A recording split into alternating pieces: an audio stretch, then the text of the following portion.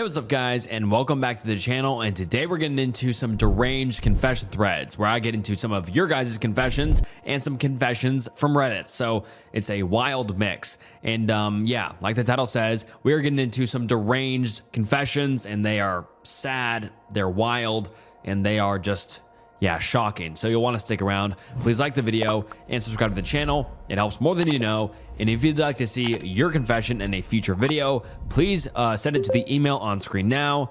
Thank you so much. And yeah, this video will be long enough already. So without further ado, let's get into some deranged confession threads. I just shot my dog. My wife found a stray last week that loved our young daughter more than anything. This dog had followed her around from outside the daycare fence, playing with her through the fence for 3 days before my wife decided to see if she could catch him. After much coaxing, he got her into the car and she brought him home. He was a little black and white rat terrier looking mutt. And in true kiddo fashion, our daughter decided that a black and white dog's name is going to be Marshall because Paw Patrol. Well, Marshall and Kiddo are fast friends, chasing each other around, playing nonstop. It was beautiful. Marshall wasn't without fault though. He was so attached to her that several times he tried to defend our daughter from the other dogs we have, so he didn't quite trust them yet. We even considered getting rid of him after the first day when he jumped our 122-pound shepherd mix for trying to get pets from our daughter. That was truly scary, as she was right in the mix and I yanked her up into the air from between them as they briefly fought it out. Luckily, she was not hurt, but it really had us worried. We decided to stick it out and give Marshall a chance because of how strong he'd bonded with daughter and just how pure their love was. We brought him home a week ago, and he'd made great strides, not fighting with the other dogs besides the occasional growl, and he'd started herding our goats around, really living his best life, and we felt like we could keep working with him and get him to be a part of the family. Tonight, I let him out for a bathroom break, as I looked for an additional in-ground fence collar that the shepherd mix has to keep on him from going out under the gate, but still lets him roam around the whole property without wandering into the neighbor's land and getting into their cows. He was seriously injured doing that when young, and I know in-ground collars aren't well received, but it was better than him almost dying again, and it works great. I'd found the extra collar, got a new battery into it, and was headed outside to test it before putting it on Marshall to make sure he would stick to our property, and I saw him lying in the tree line at the edge of the front yard by the gate, not moving.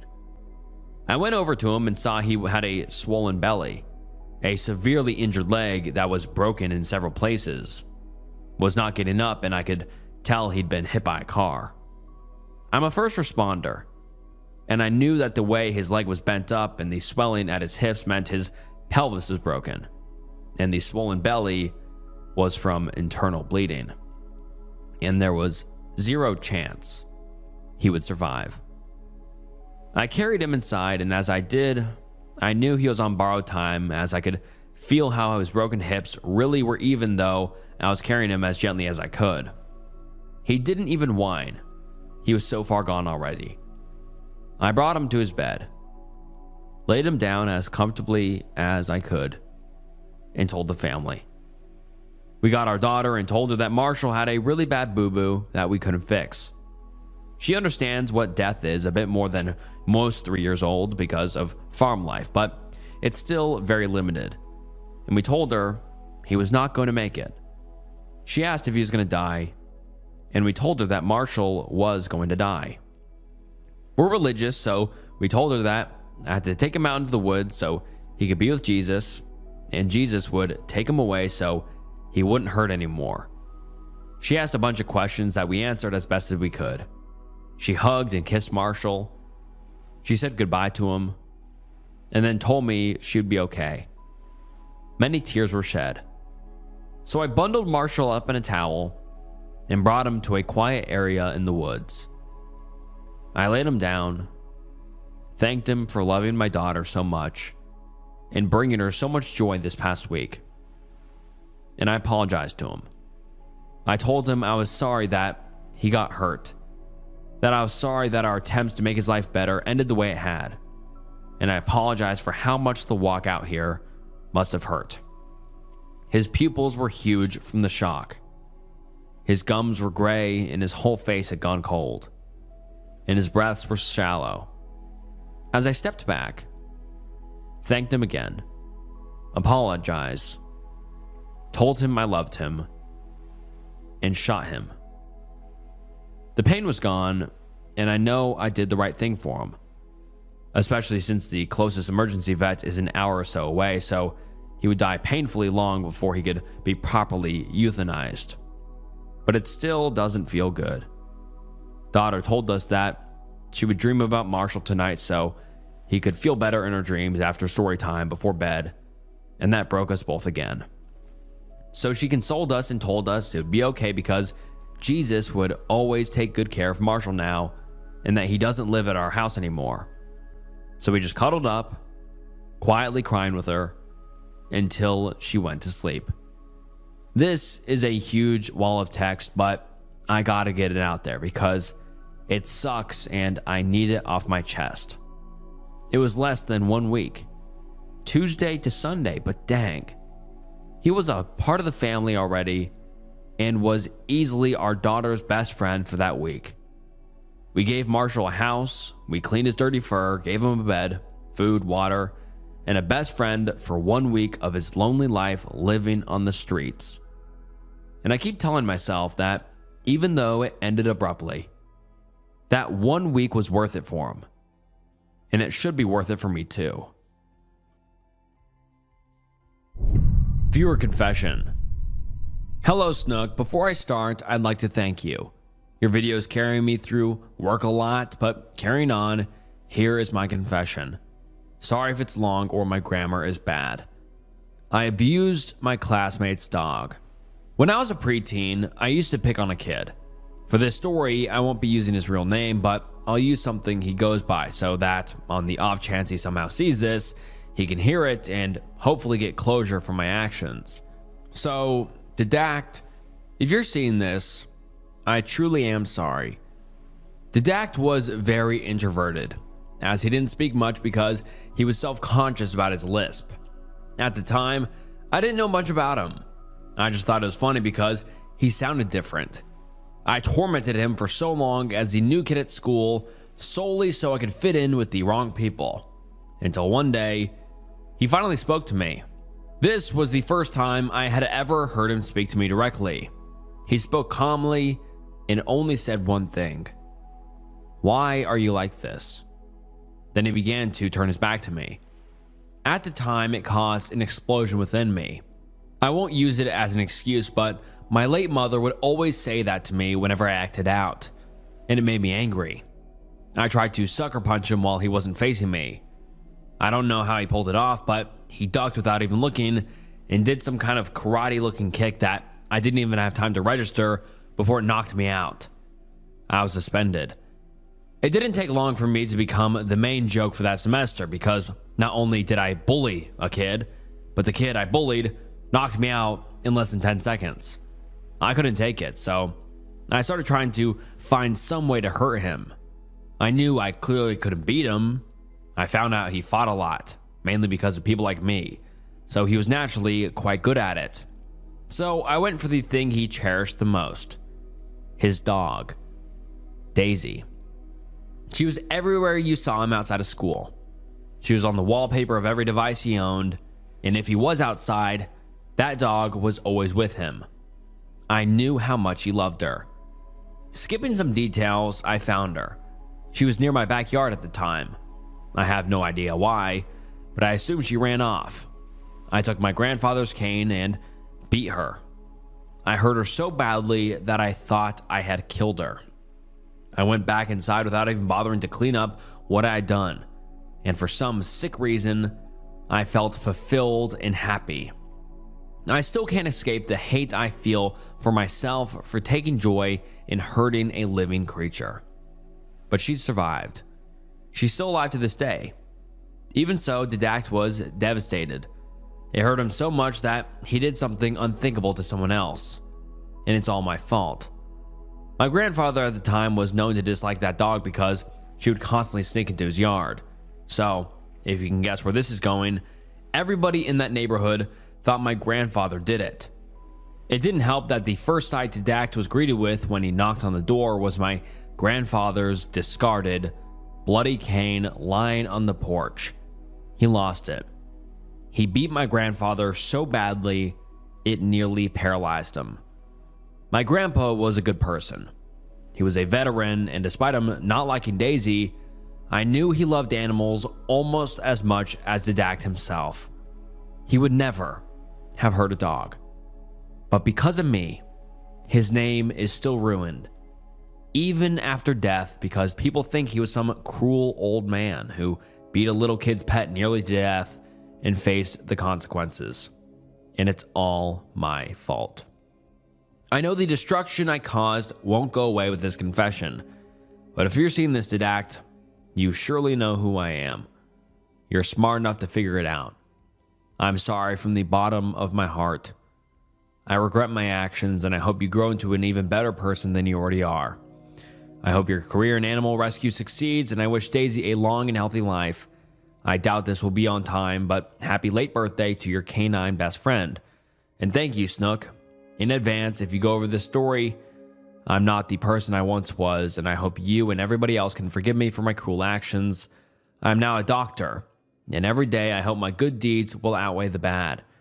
The reason I didn't confess this earlier is because at the time I was afraid of him, but now that we're both adults, I respect him and everybody else who can see the true value of life. There is no innate hierarchy of value. We are all living beings who just want to live our lives. Harming one, no matter what creature it is an unforgivable act. I just hope others can learn from the lesson I have. And I just have one quick thing to say to you and some feedback to this horrifying confession. Please, that apology you just wrote to me, or that apology you just wrote out, please send that to Deranged. You have it written out. You feel sorry. Why are you banking on him seeing this video? Why are you waiting for him to see my video or see this video, and instead of just reaching out to him personally? Please, and even if you guys have each other blocked on social media or whatever, reach out to his girlfriend or wife or mom or dad or brother or sister or friend or whatever. Please reach out to him personally and forgive him.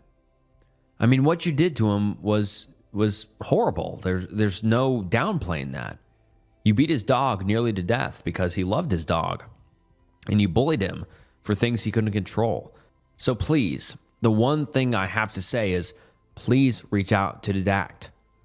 I mean, I'm sure he's still thinking about this years later. You know, such a horrible situation and a horrible thing you did, no doubt about it.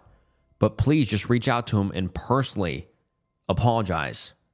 And he doesn't have to forgive you. He doesn't have to forgive you at all. But I think he deserves an apology for what you did for him. And so please, like I said, don't bank on him seeing this video. I mean, the chances of that are very, very low, I have to bet.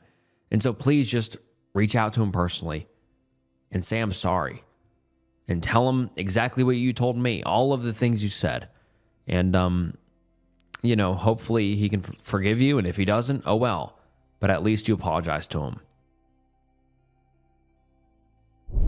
I don't care that my drug addict sister is homeless and may lose a limb.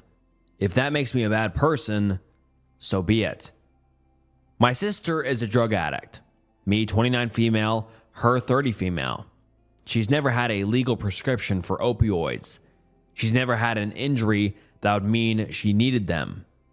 I haven't spoke to her in almost a decade. My parents are still in contact with her. I'm tired of them enabling my sister and trying to get me to re-establish contact. My parents have informed me that my sister is homeless again and she is close to losing a limb. Maybe I'm a bad person, but I don't care. They told me the drug supply in the US is contaminated and it has now made its way to our province and tainted the supply. There is some kind of tranquilizer in them that makes limbs rot and die. They want to move my sister into their house and say they need my help to pay for rehab again.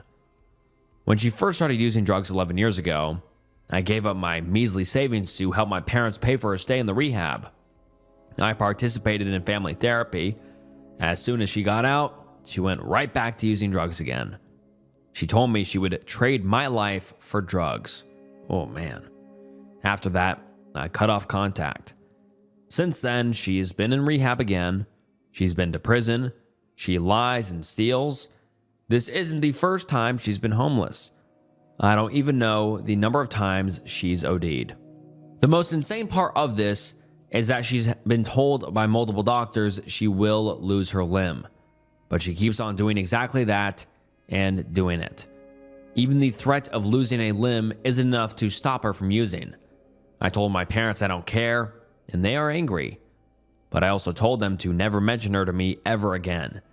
If it makes me a bad person, so be it. She's dead to me, and I'm sick of my parents enabling her. She is selfish, and I want nothing to do with this. And we didn't get an update for 3 months from the OP. A lot of people in the comments were trying to reassure that it's a very hard situation, and they understand whatever choice she does make, whether to help or not her sister. That's what most of the comments are saying. And 3 months later, she makes an update. Just a warning that some people may find this next bit to be disturbing. The limb is gone. My sister had to have it amputated not long after my last post. It's been almost 2 months since she lost the limb, and she is still using drugs. Losing a limb wasn't enough of a wake-up call. She did not go to follow-up appointments and didn't go to rehab. Instead, she went to the streets and is continuing to use drugs.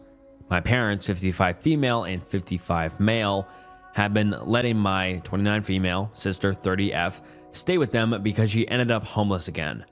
But she would either leave to go back to the streets or bring drugs into the house.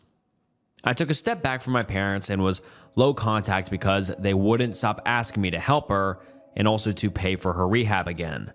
Now I have completely stopped talking to them because they say it's my fault what happened to her. Wow. Multiple doctors told my sister she would lose that limb, yet she continued to do it. Somehow it's my fault though. I was so angry when my parents said that. I had already been no contact with my sister for a long time over her drug use. Now it'll be the same for my parents. As far as I'm concerned, they all burned that bridge and there's no going back. I'm done with the 3 of them. To reiterate what I said in my last post, I don't care if not helping my sister makes me a bad person. So anyone telling me to have compassion for her can save it. Also, this wasn't a case of her having an injury and a legal prescription that was out of control. By my sister's own admission, she started taking opioids at parties and because it was fun. Now the drug supply in our province is tainted, and the doctors warned her several times what would happen if she kept doing it. Even after everything that happened, she is still using. She is the only one responsible for what happened to her. And this is just such a sad situation. Not only did the OP lose their sister, but they also lost their parents. And I find it utterly disgusting that the parents are blaming the OP for what happened to her. That is so wrong and disgusting in my opinion. I mean, obviously the parents are in a complete shitstorm of things going on. I mean, I can't imagine. But for you to blame your daughter and say it's her fault for your sister's drug addiction, and also it's your fault for her losing a limb? How? I mean, the OP outlined in the last post, she spent all her savings for the first round of rehab, and it didn't work. She went through all her savings. I mean, that showed her love. Why would she do it again to herself? She knows that her sister has a problem and she's too far gone. So I'm interested to see what you guys think on this. Do you think the OP should have compassion or not? I mean, I understand what the OP is saying completely, and I totally understand why the OP cut off complete contact with both of them. They both don't love the sister. I mean, also, let's not forget, the OP sister said she would trade her life for drugs. That is even crazier. And so why would the OP have compassion for her sister? because obviously her sister doesn't have compassion for her in the slightest. Obviously she's in the deep hell of addiction, but that doesn't change what she said. And so for the OP to cut off contact, I have to say I understand. And let's get into some of the top comments. Someone says, as a former addict, I understand this. You have to protect yourself, and the addict needs to hit a bottom in order to change. Trying to help them can just enable their addiction and prevent them from ever recovering. The sad thing is that everyone's bottom or point that makes them realize they need to change is different. Some never hit this point and will either die or wind up in prison, or both. That may be the case for your sister. I'm sure on some level you love and care for your sister. The problem is that addiction changes a person into someone else. Your sister has burned you repeatedly and isn't the same person you knew before addiction. Don't feel bad for not loving that person, but understand that if your sister can get clean, her old self will hopefully come back. I feel for you and all the families that are destroyed by this terrible disease. Someone else says, I mentioned this on OP's other post, but I'm commenting it over here so people can realize just how messed up and tragic the sister situation is. The tainted drugs OP mentions in her post is due to something called, aka Trank, is an animal tranquilizer which is being added to opioids and other drugs. If you are tempted to do an online search, beware. The pictures are gruesome. This is what happened to OP's sister's limb. And then a commenter replies to when the OP said, quote, I took a step back from my parents and was low contact because they wouldn't stop asking me to help her and also to pay for a rehab again. Now I've completely stopped talking to them because they say it's my fault what happened to her. And the commenter replies saying, it sounds like your parents are inappropriate to this, make this a burden to be shifted on you, and they should have paid for her rehab and not you.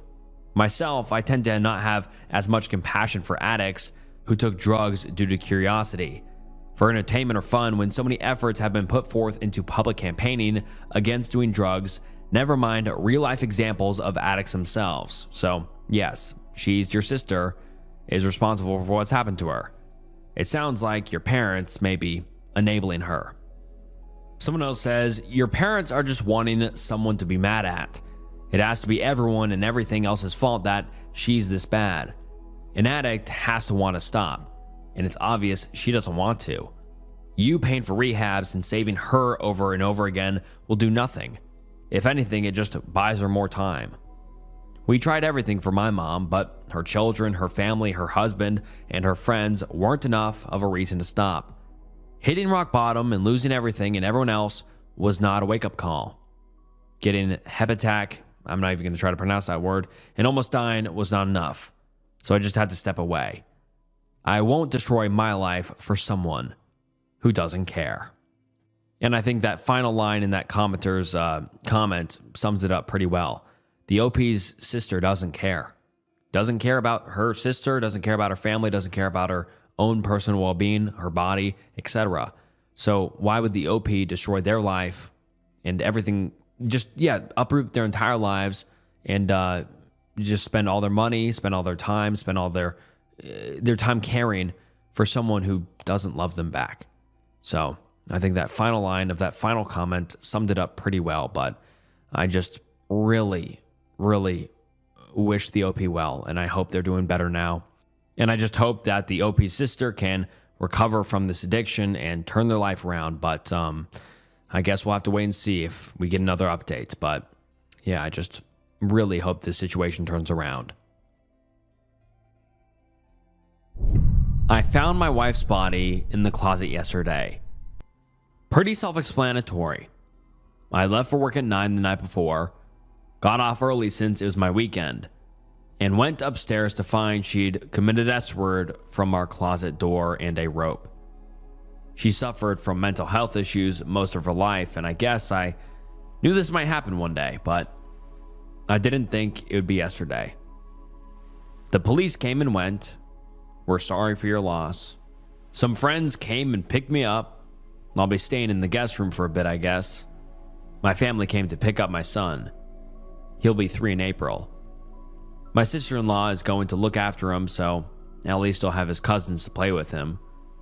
I had to comfort her mother, who blames herself. I had to call my job to tell him that I needed some time.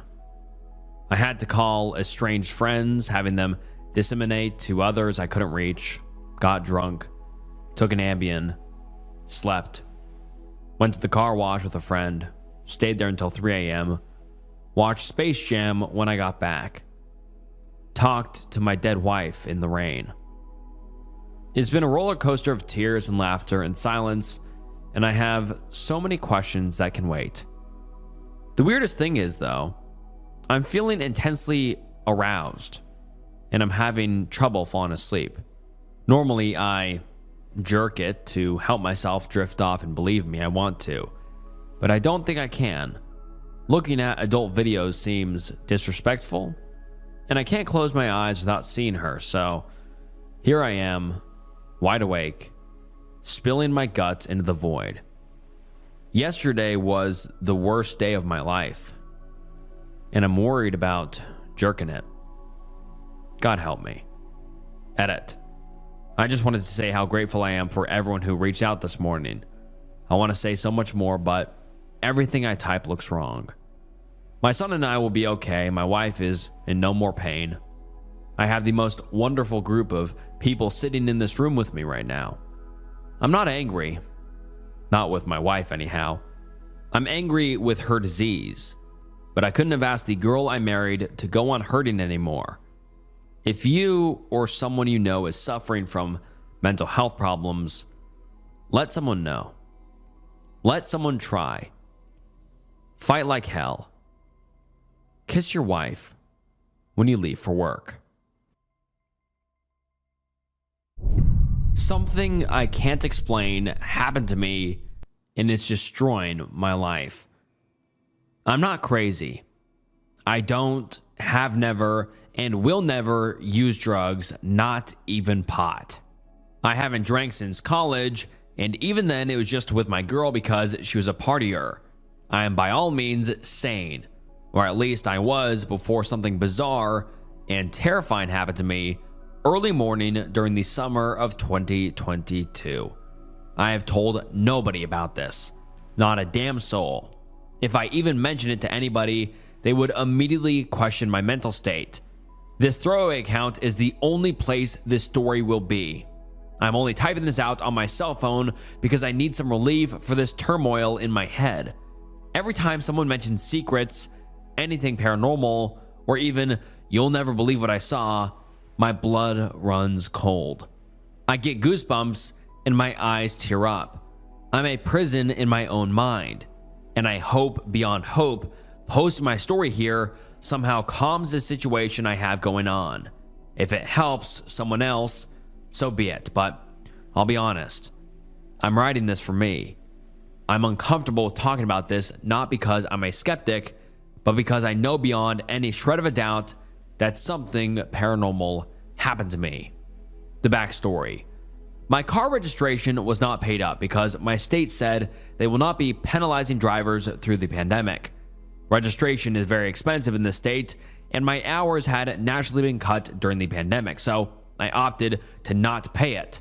Well, my apartment management did not agree and decided to put a notice on my windshield that having expired tags is a violation of the lease agreement, and cars with expired tags will be towed at the owner's expense, and residents will face possible eviction for repeated violations. Completely insane eviction reasons aside, I couldn't afford my car being towed if I couldn't afford paying the Reggie in the first place, so I opted to park my car at my parents' house, just 2 blocks away from my place. This made it an easy morning walk to get to my car and drive to work, which was also nearby. I made this walk for months. The walk was nice and my mom would drive me home. Don't judge me. My mom is awesome and she was happy to spare me from the 100+ degree summer heat. The route I had to walk took me behind their house. Their backyard was one of those city-maintained cinder block walls with a major road right on the other side. One morning, I was making the walk, and I randomly got the idea to hop the wall to save myself 5 minutes of walking. I wasn't in a hurry. I gave myself plenty of time. This is an odd choice since the wall isn't super sturdy, and it is very tall and rough. Without second guessing the choice, I grabbed the top of the wall, put my foot on it, and hurtled right up and over in one motion. I even surprised myself with how athletic of a move it was. I started walking to the house and something stopped me dead in my tracks. A fucking gnome. Yes, a fucking gnome. You're probably rolling your eyes and smirking right now, but I'm dead serious. I don't know how else to describe it. It was about a foot tall and walking around like it was patrolling the area. It was not human-like at all. It acted almost like a bug or a robot. It had a little spear-like tool with it, and its actions seemed deliberate and dutiful. What's really fucked is that I could feel its thoughts. Not telepathy, but I could just feel that it was aware I could see it. While I absolutely froze with fear, it opened its mouth and silently screamed to some unseen comrades. It wasn't scared of me, but it was absolutely going apeshit about the fact I could see it. I stood there, totally frozen and unable to move while its lower jaw just silently rattled back and forth, still howling silently. Its fear turned into frustration, and suddenly I was back on the other side of the wall, walking about a minute before I was behind my parents' house and decided to make the jump. I was fully aware of what happened, and I still could feel my heart in my ears. I just kept walking. I passed their backyard, completely terrified of what was just on the other side of the wall. I just kept walking.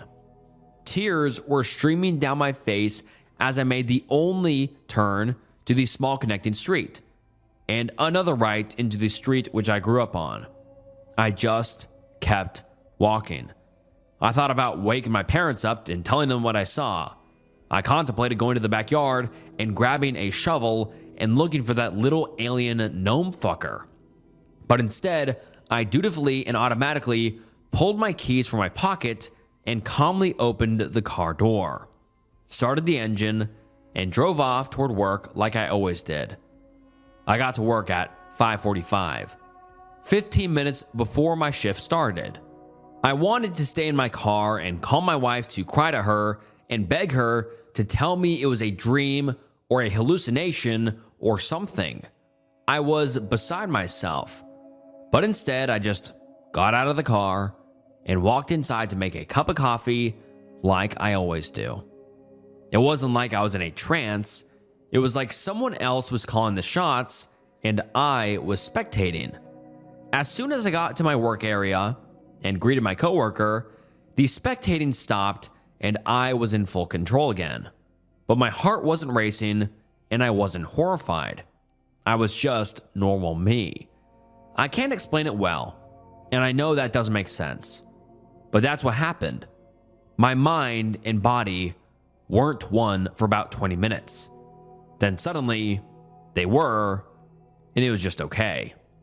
Now you know why this still has me fucked up to this day.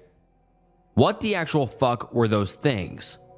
Why did I choose to scale the wall that morning? Sudden, impulsive choices are so unlike me, it's crazy to even think that I would do that. But I did do that. Want to know how I know? My fingertips were cut up from the top of the wall. They were dirty and raw from pulling my weight up the wall.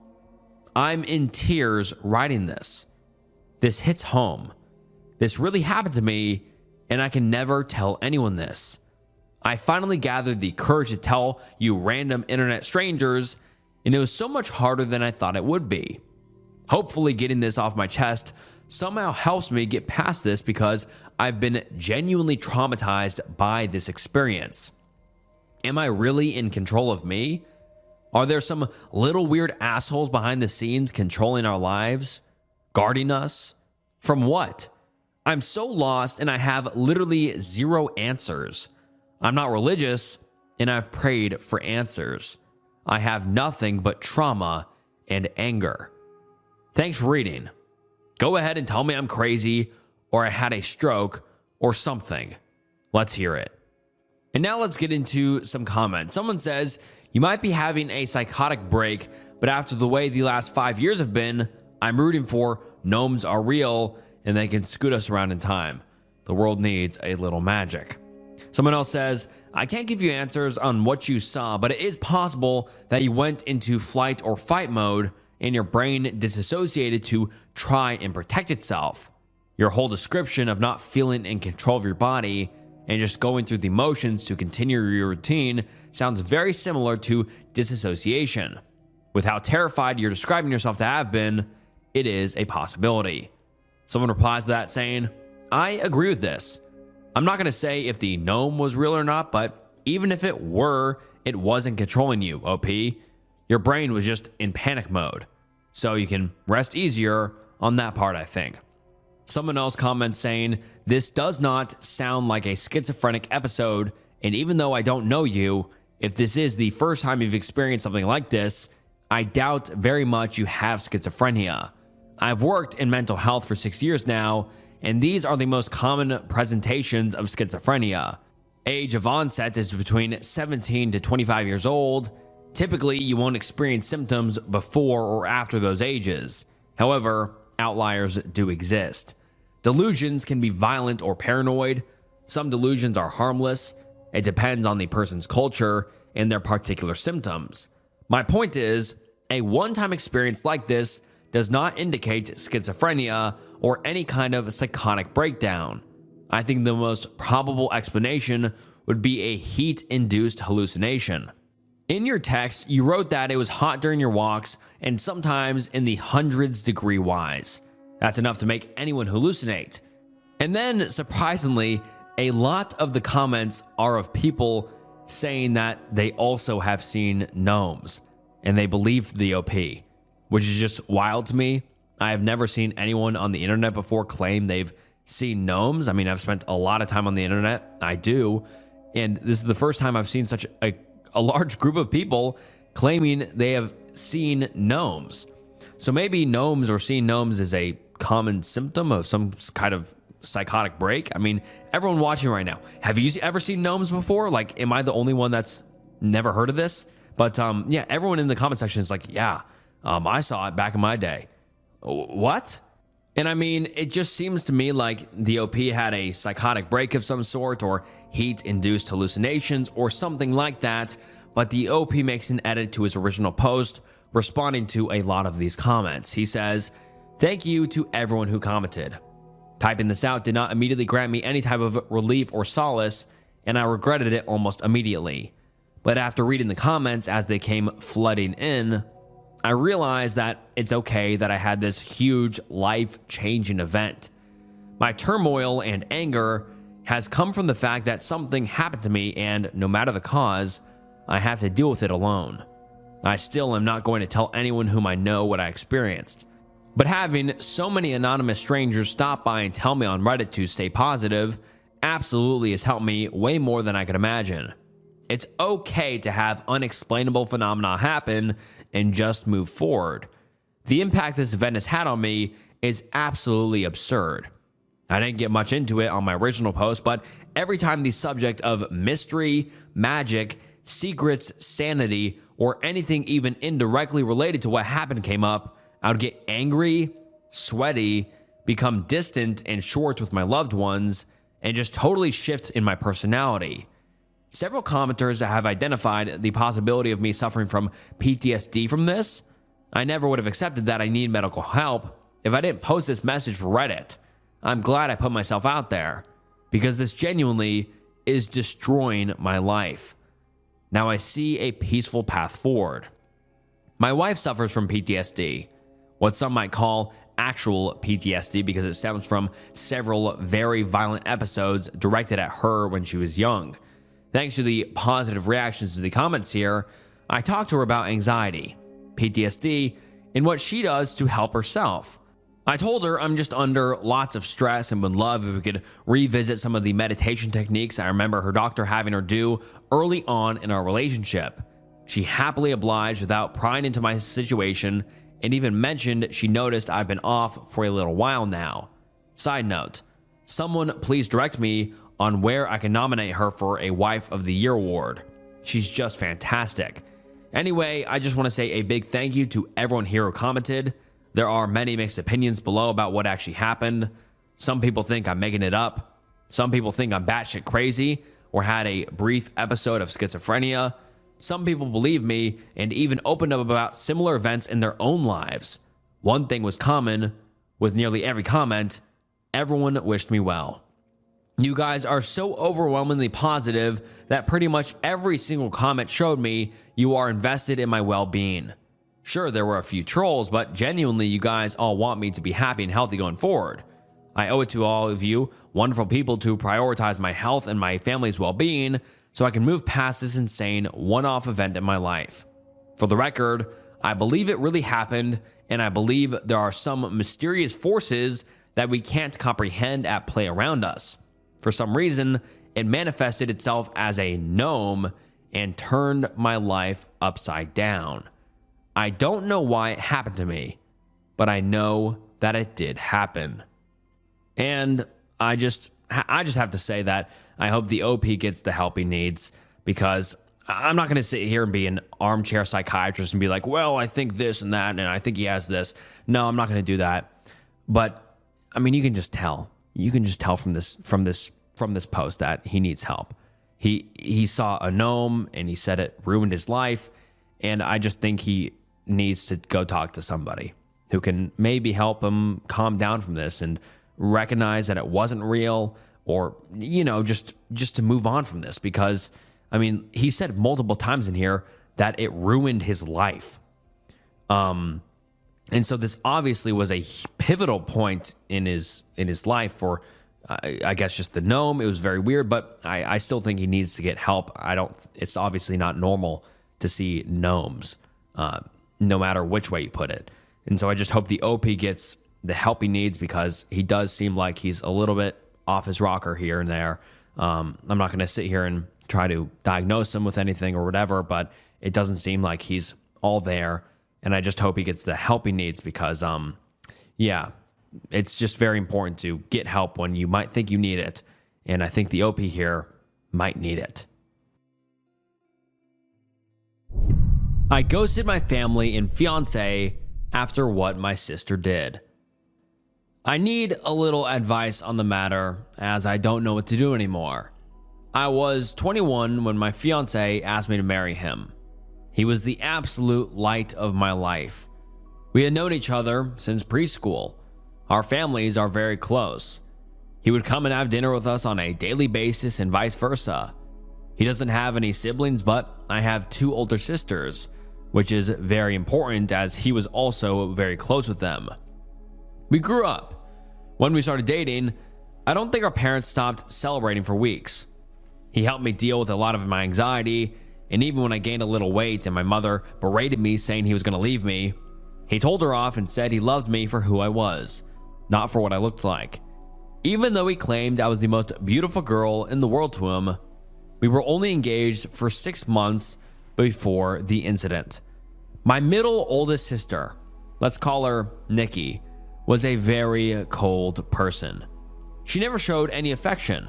She only ever opened up to my fiance, as she said she saw him as a brother, and he also helped her through a lot of dark times, such as battling drug addictions and breaking the law. She and I never saw eye to eye. I loved her dearly because she was my sister, but I didn't like her as a person. Out of the blue, she tells me she wants to take me clubbing as we had never been together before, and she felt bad that she was so distant to me. I agreed, and that night we went out. Clubbing wasn't really my style, but once I had a few drinks, I loosened up a little and began having fun.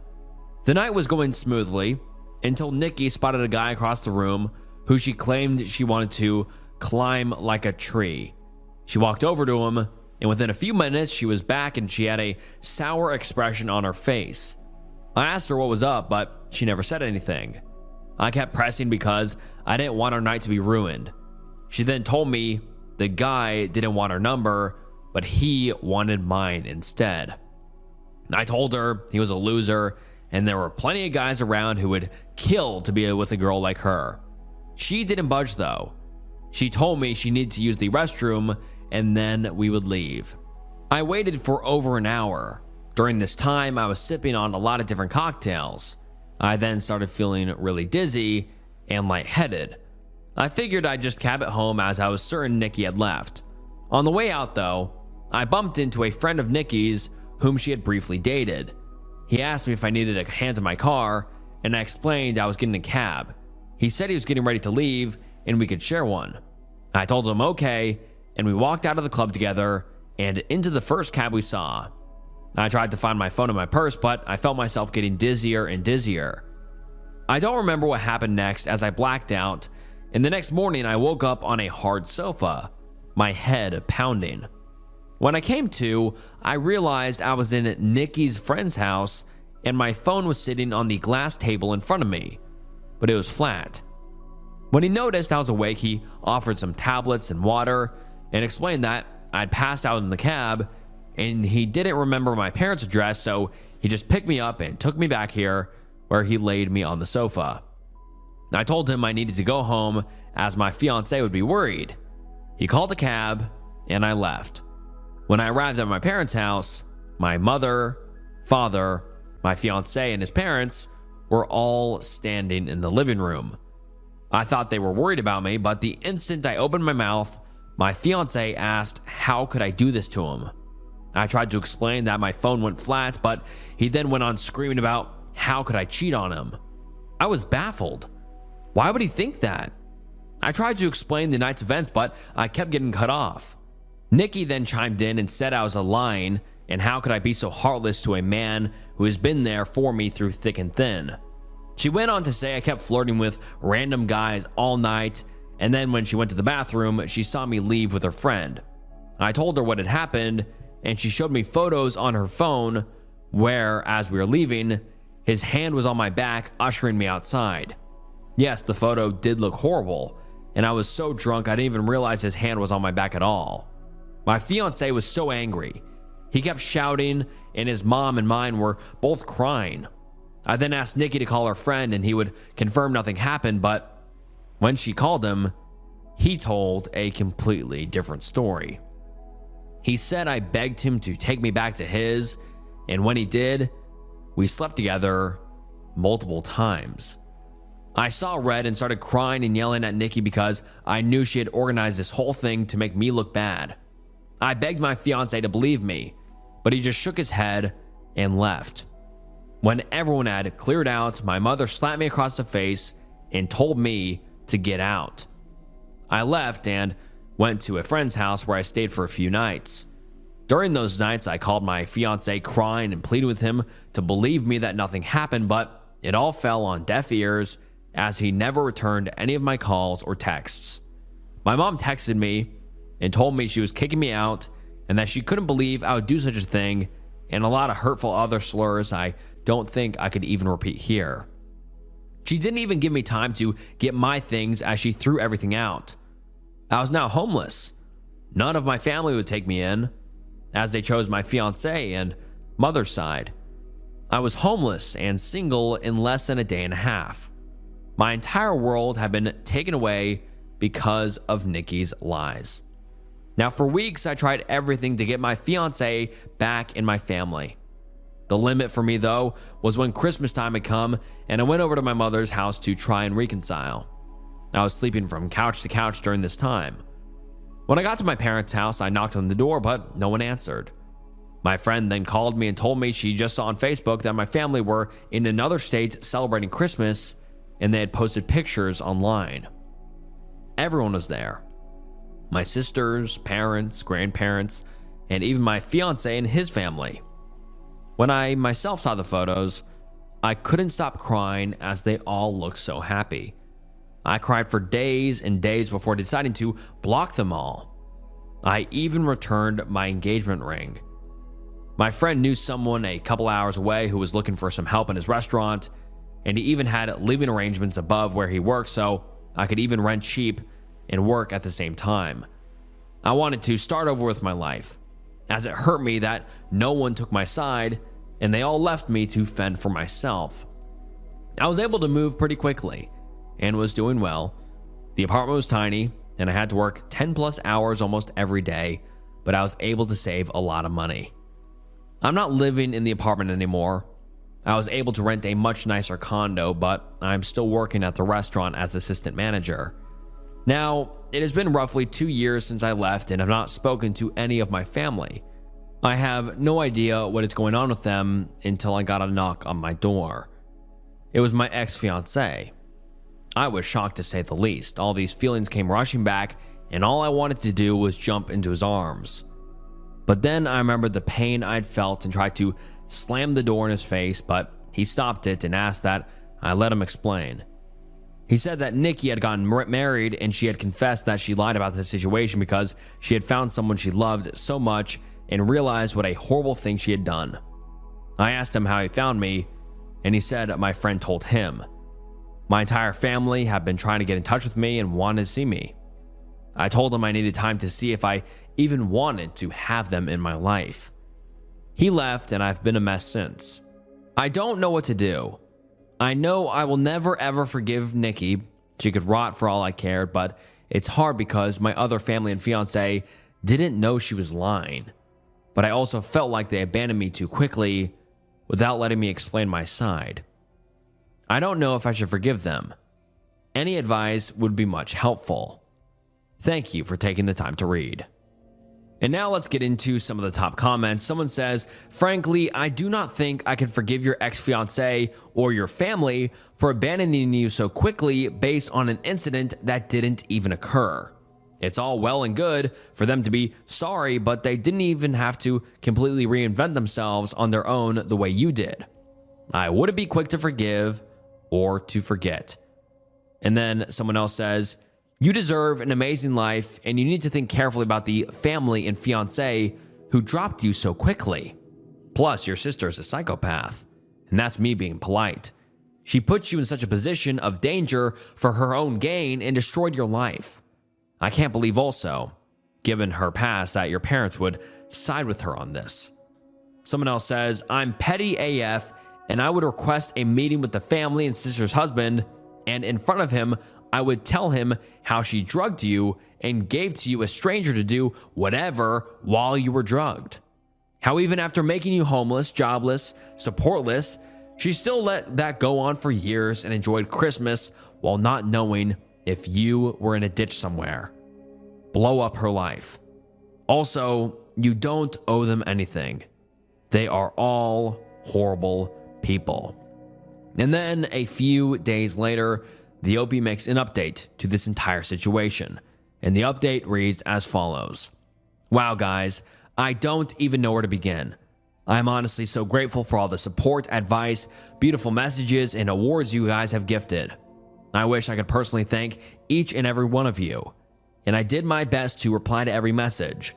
You guys are honestly so amazing, and I cried reading all the comments.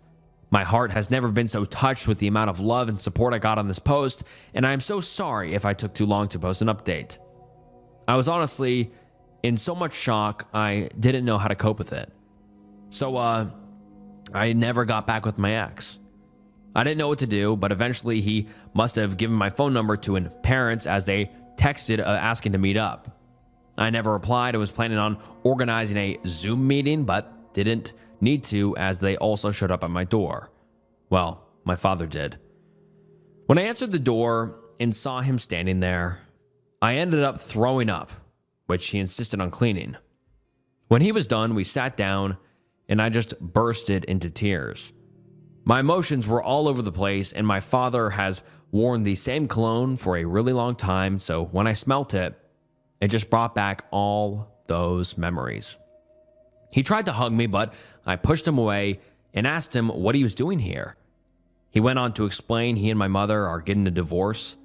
He said he begged my mother to get in touch with me the minute I left, but she refused and said I was acting like a baby, and if I wanted to leave them after doing something so horrible, then I could do things on my own from then on.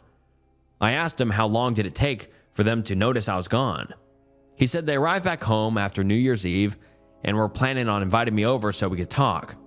That's when they got in touch with my friend, and she told them I left and she didn't know where I was. I asked him why didn't he listen to my side of the story, and why did they throw me away so easily? He just started crying. He said he never meant for things to get so out of hand, and he wishes more than anything he could take it all back. I said when they found out Nikki was taking drugs and had dropped out of high school, they didn't throw her away. Instead, we all went on a holiday so she could focus on things besides drugs, and during that trip, she got hooked on alcohol, and each time they defended her over and over. He said he had no idea my mother was going to kick me out. He thought it was going to be for a few days, but then they decided last minute to spend Christmas out of state. My mother apparently promised him I would be allowed back home after they got back. I said she threw all away my stuff, but he said everything was still there, and she lied about that. I asked him what has happened to Nikki, and he said she is dead to him. He wants nothing to do with her, but my mother has been crying to him, asking to forgive Nikki as she is not well, and they had already lost one daughter. They cannot lose two. He blocked my mother and Nikki and has been on my ex's case about finding me. My ex caved in when my dad said he blocked my mother and Nikki and told him where I lived. I asked that he never show up again unless I gave him permission, and he agreed. He asked what would happen now, and I said I really don't know, and that he hurt me so badly. I then just went into detail about how much he hurt me and what it felt like seeing them so happy without me and how hard it has been. We were both crying by the end of it, but I was really glad I got it all out. It felt like a huge weight had been lifted off my shoulders. My dad then said he knew a few places around the area and would help get me a better apartment, and he would then help me get a better job, but I told him I wouldn't be leaving this job as my boss helped me out so much, and I wanted to repay him at all costs. I said I didn't want to do anything for me, but I said I do want to reconcile, but it has to be on my own terms, and it is going to take a very, very long time to trust him again, and I may never trust him again. He said he would do anything to make up for what he did. I asked him why Nikki did this and if she said anything about it. Well, she said she thought my ex deserved better than me, and she wanted to see him happy because he was making too many sacrifices in the relationship. She loved him like a brother and wanted to break the engagement off. So that night, she asked her friend to come and escort me out of the club so she could get photos and to take me home so her plan could work. She said nothing intimate happened. I went to sleep on the sofa and that was it. He was up playing video games all night until I woke up, which he has proof of apparently. My dad was planning on getting my stuff from my mother's house and bringing it to me, but I told him I didn't want those things anymore. I then went to ask about Nikki's husband, and he said my mother has been hush-hush with the entire situation, but he had his number and wrote it down for me. After my dad left, I decided to call Nikki's husband. I was sweating the entire time and felt so sick. What if I could hear her in the background? Well, anyhow, when he picked up, I just spit everything out, which I deeply regret because I should have eased into it for him. He sounded really confused, and I explained the entire situation again. I even went into detail about her drug and alcohol problems. I was honestly expecting him to curse me out and defend Nikki. Instead, he let out a long sigh, and, well, turns out, he had a feeling she wasn't exactly innocent. Turns out her and his sister had been having problems, and she has been spouting nonstop lies about his sister and has caused a huge rift between them. His sister didn't even attend their wedding. I told him I was sorry, but he should make things right with his sister because Nikki was the problem, not her. We spoke a little more, and he hung up. I'm not entirely sure what he is going to do with that information. I hope he cuts his losses and leaves her because he sounded like a really nice person, and even he has lost his own sister because of Nikki. So I've decided to reconcile with my dad. My mother has always run the show their entire marriage, so the fact he is putting his foot down and divorcing her and going NC with Nikki shows he is serious about wanting to make amends. I don't think I will ever reconcile with my mother, as she thinks Nikki is a victim also in all of this, and at this point, I don't care to listen to her excuses. If she reaches out and we can talk, I will update the post again. For my ex, I haven't had the time to meet with him and talk. Though my dad mentioned he wanted to come with his dad, but he told him I would be too overwhelmed if both were there, and seeing them separated will make more clear decisions. He also mentioned my ex was arrested for assaulting Nikki's friend who lied about the entire situation. He was being charged, but the charges were dropped a few days later. I will update the post again, but when I have time to speak to my ex. Thank you guys for being so patient and so caring and just so amazing. And that is actually the last update we have ever received on the situation, and the OP has never made a third update. But let's get into some comments. Someone says, so this means your sister literally drugged you just to break your relationship up? The way you were passing out at the club isn't normal. What about your other sister? Someone else commented saying, it might be a lot of hoops to jump through, but I would seriously consider if any charges could be brought against your sister and her friend. They drugged you. They caused you extreme emotional turmoil, but I totally understand OP if you just want to wash your hands of them and not reopen old wounds. Someone else says, it's actually very karmic that you may have cost Nikki the relationship with the man she professes to love after she did the same to you. At least in your case, it was an act of charity. That poor guy definitely deserves better. My mom and sister starved themselves to death because of my mom's psychosis, and I have to deal with the aftermath. In 2020, my mom and sister died together in a locked apartment, along with my mom's friend. They didn't die in an accident or from illness. They starved themselves to death, together in the middle of summer. My mother had developed paranoid schizophrenia, but the diagnosis came post-mortem on my request, in desperation to get some answers. She believed my father was trying to harm them and isolated herself and my sister from everyone. For 1.5 years, they lived in fear, completely cut off. She also believed they could survive without food and water by absorbing energy from the universe. Her mental illness spiraled into something so extreme, she convinced my sister to follow her. And she did. They were found about 5 days after death, but the police had no exact day of their deaths because, of course, they did not die at the same time, but hours or days from one another. 3 bodies, actually. My mother, my sister, and a delusional friend of hers who died with them. By the time they were discovered, they were in such a decomposed state that the police couldn't even identify which body was whose, not even by hair. That's how bad it was. We had to run DNA testing, dental records, 3 dead bodies in the heat, locked in, door barricaded. I wasn't there, but my mind was, and still is. I've never read the police reports. I've never visited the place where their ashes are. I still can't believe they're gone. And I feel this weird, almost sick obsession with the grotesque details. The smell, the state of their bodies, what the forensic team saw. Sometimes I Google crime scenes or morgue cases because my mind is stuck there. I imagine what it looked like. I can't stop imagining it. I've built a life, I've run my own business, I've survived, but I'm triggered by things like rotting fruit, the smell, the texture. It all sends my body into a panic. People ask me about my family, and I smile and lie. They joke about crazy people, and I laugh along. I've never told my clients. I've never written this down before, but it lives in me. I feel guilty for not saving them, for the trauma the police and forensic workers had to endure, for my sister who was 29 and could have walked away, but didn't. And sometimes I just feel nothing, just this heavy silence.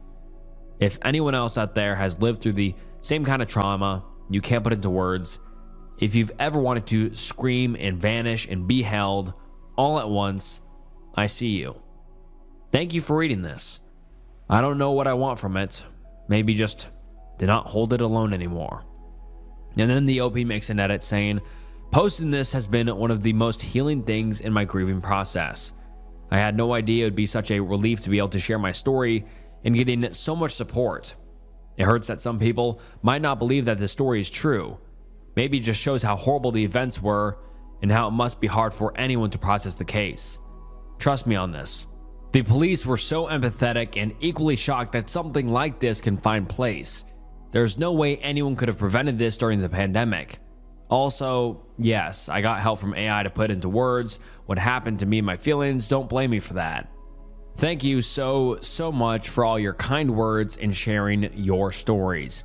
I hope this post will be a safe space for us to share and vent in, and be a memory of my loved ones who don't suffer anymore. I have read every single comment of yours. Edit 2. One of the most healing things for me after posting this was, I have finally found peace finding out that there is a actual concept of folie de deux, which is a shared madness or shared delusion. Even if only one person is suffering from actual paranoia and psychosis, it can spread on to others under right and unfortunate conditions. It makes me stop questioning things and finally finding peace with how and what happened. Thank you very much to those who brought this up to clarify and help me answer the biggest questions of them all. Why? I'm 21 and I'm going to die a horrible death. This is long. It's literally my life story. I don't have a TLDR, maybe what the title says, I guess, plus more of these: pain, disease, death. I'm from Albania originally. My family, mom, dad, and I came to Greece 20 years ago. Life wasn't that great, but it was simple. We were poor. Dad had/has schizophrenia. Home life was rough on me and mom. She divorced him when I was 12. He went back to Albania. I didn't really talk to him that much. We lived with my mom after the divorce. Changed homes, everything was fine. She was working, I was studying, not trying my best, but doing good. Fast forward to when I was 17, last year of high school. My mom was in a relationship with a man who lived in England. She was happy. I was indifferent, but she was happy. It all started with a pain in her left arm. She immediately thought it's from back when my dad had strained it in one of his attacks. She had never gone to the doctor about it because of work. She just bandaged it herself and suffered through. Her pain was getting worse. Movement was getting worse. She couldn't work anymore cleaning houses. My mom went to rheumatologists, orthopedists, finally to neurologists. She was hospitalized. Was a bit of in and out. They couldn't find anything. We went on holiday. The two of us and her boyfriend, who funded it, of course. We hadn't really gone on holidays before then. She had problems walking, got tired easily. In one of our walks, her leg shakes so bad she fell. We thought it was her shoes. They were new, bought by her boyfriend. She wasn't really used to high heels. It wasn't the shoes. Back to the hospital. I was staying alone at home. It was university at minutes exam period. I got in the school I wanted. Great news. Called my mom, who was at the hospital. She lit up. I could hear it in her voice. A week later, me and my uncle, her brother who lives in Greece, were called in the hospital. The three of us in the doctor's office. My mom got diagnosed with motor neuron disease. The neurologist didn't really tell all the details. He lied. It may leave and come back sometime in the future, maybe 10 years down the road. He didn't tell us how horrible it is. He didn't tell us my mom will die, that there is no cure currently, just trials. In fact, he didn't really help or guide me in any way. It was like she was never his patient. I promised her I would take care of her, no matter what. I promised her something will turn out good for us. No way. In a year, so much can happen, Mom. We will look back and laugh. Everything will go fine. Day by day, it was worse. She was telling me, and I was seeing it. I tried to go to school to not upset her. Promise me, you will go to school. You will study. You are strong, she said. I tried not to cry in front of her. I cried every time on the way there and on the way back. It was getting worse. I couldn't bear the thought of going to school when my mom was at home like that, so I skipped a lot. Sometimes her boyfriend came, stayed for a while, helped. He didn't live here though. He left again to work. Then my mom's mother came, my grandma. She helped around too. They all had planned for my mother to go to them, my grandparents in Albania, when things get even worse. She told me, "No, I will take care of you, Mom, no matter what." She was worried about my mental health. She was worried about me seeing her die. She was worried about my school. The day came. We got her into Albania. She would stay at my grandparents'. With them lived my mom's older brother, married with 2 children. I had to return back. I stayed with my mom's younger brother, who lives in Greece, married too, with 2 children as well. I video called my mom every day. Her voice started to change. As her voice was getting worse, my soul was getting ripped apart. I went another time up there. She was having a lot of problems. Huge back pain, couldn't even sit on the wheelchair, needed to rotate her when she slept. She couldn't really sleep. She was uncomfortable and in continuous pain. Around that time, she told us that she will need breathing support. We got it. She felt better. Around that time came her boyfriend too. We were all there. He left a day before I did. She said, "You are all leaving. Mom, we will always be there for you. Always love you." Why did I go back to Greece? She was telling us her parents are getting on her nerves, that she can't live another minute there. So grateful for my uncle's wife. She was enormously helpful and kind to my mother there. Sometime later, I was planning on going again. But as a surprise, I thought, I'll go at the end of the week, Friday. Attend my classes and lab and then stay for a long while. I had a hard time understanding my mom on the call those days. She also seemed in such a really worse mood and complained about my grandparents. They were turning her insane, I thought to myself. Well, me surprising her might brighten her mood at least. Thursday. Phone call to my uncle. He was crying. He was calling his wife. He told me we are leaving today. I knew. I didn't ask. I was silent the whole drive. My uncle was speeding like a maniac. We got stopped, but he talked his way out of it. We were under my grandparents' house. Felt like 200 people were on the balcony outside of the apartment floor. I knew. An uncle of my mom's was waiting us down the hall. He took my hand. "Be strong. Your mother will want you strong. She is not in a good condition." I didn't talk. We climbed the stairs slowly. I entered the room slowly. A lot of women, old, young, were sitting on the couch. I looked at my mom. She wasn't awake. Her eyelids were half open. She was hardly breathing.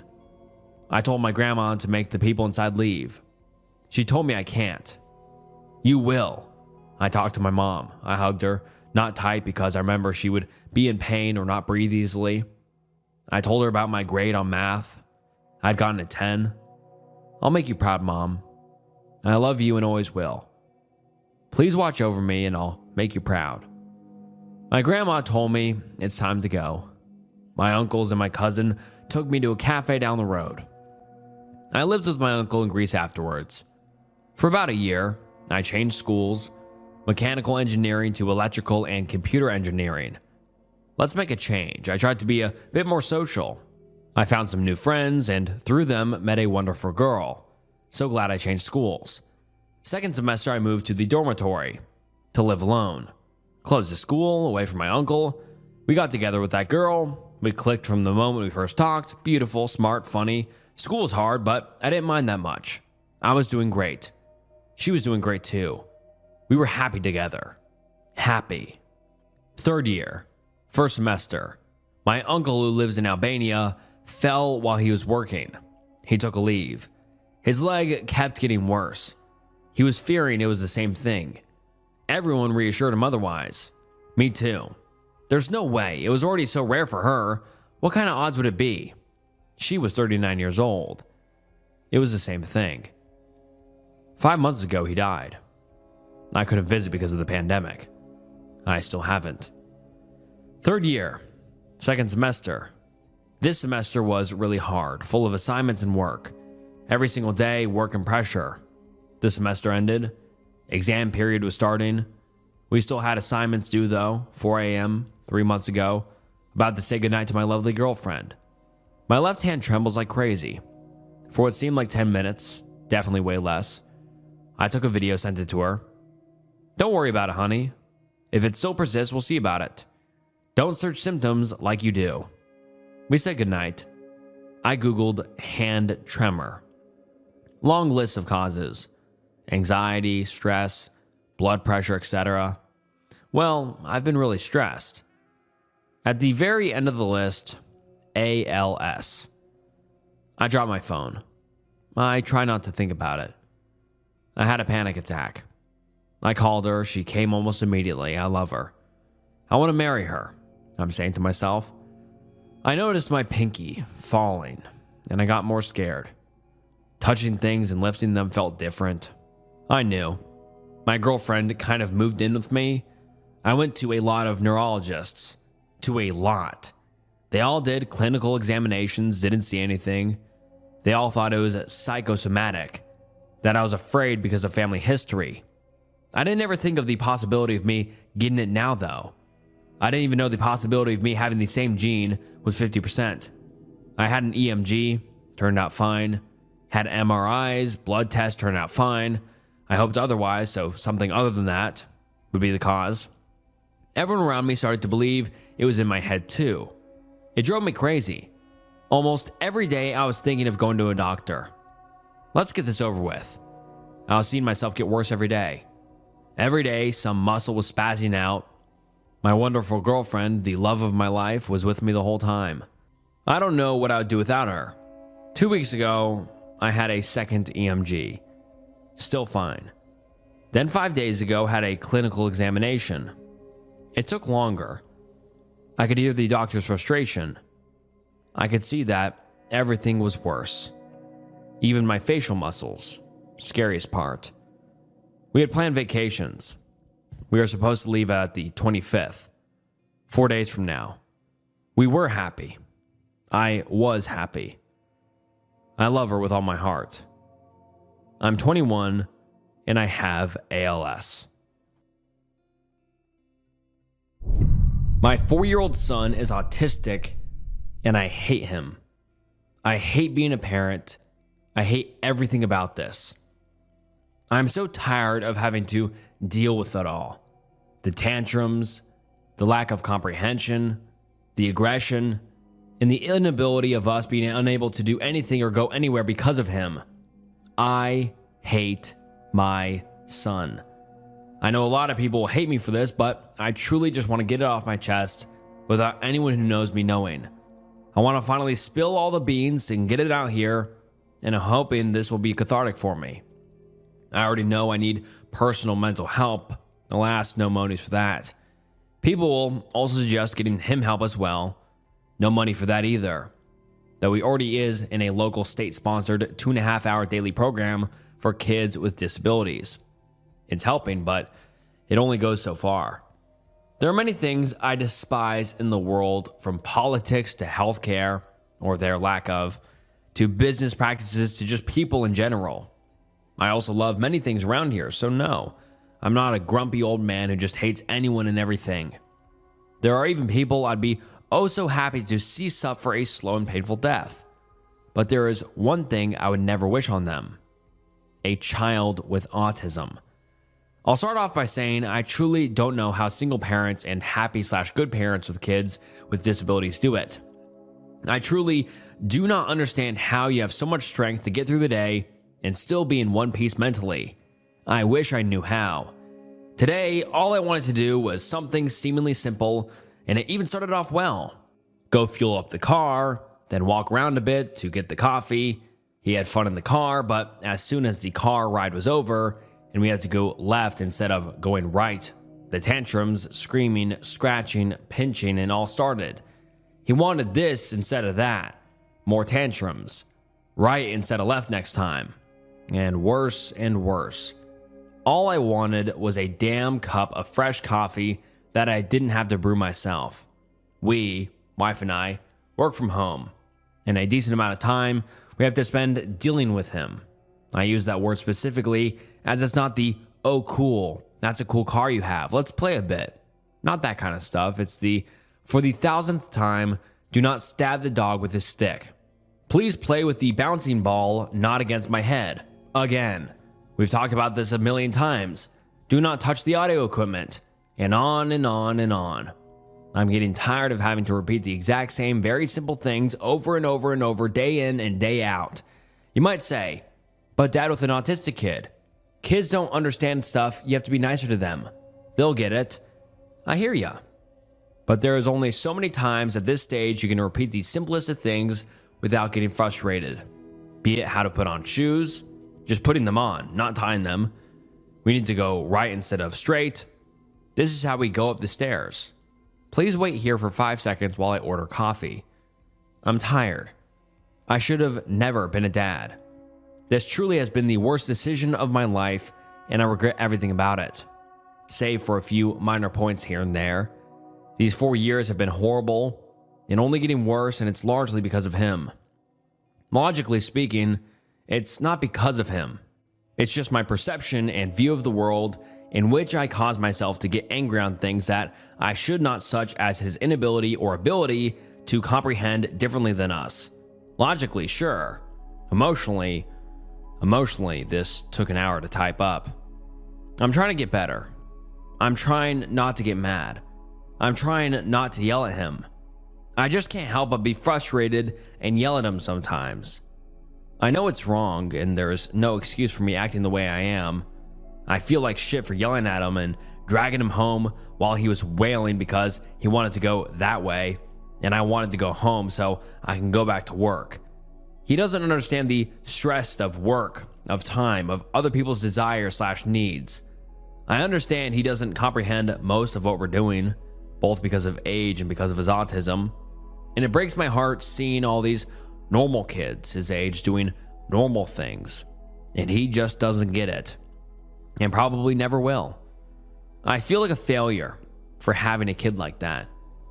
I feel like a failure for not being a better and good enough father, parent, and man to be able to help him properly. I just don't. We're currently back home, and to try to make it up to him, he's gotten some hugs, some of his favorite juice, and I turned on his favorite Lego game. So whoever you people are at Nintendo and Lego who make your games accessible to kids, whoever you are, thank you very much. Without you, I don't know what I'd do. The Lego games are always fun, and we figured he'd like the Lego City game, and he adores it. It's the first real video game he's played, and pretty much the first thing other than just cars and trains he's truly played with. Thank you. And yes, for those wondering, he and I do play it together sometimes in the evenings or on weekends.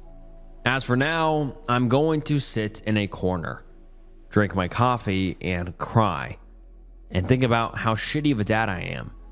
Am I the worst father out there? No. That type of comparison doesn't help me. No matter what, I always end up comparing myself to parents with normal kids.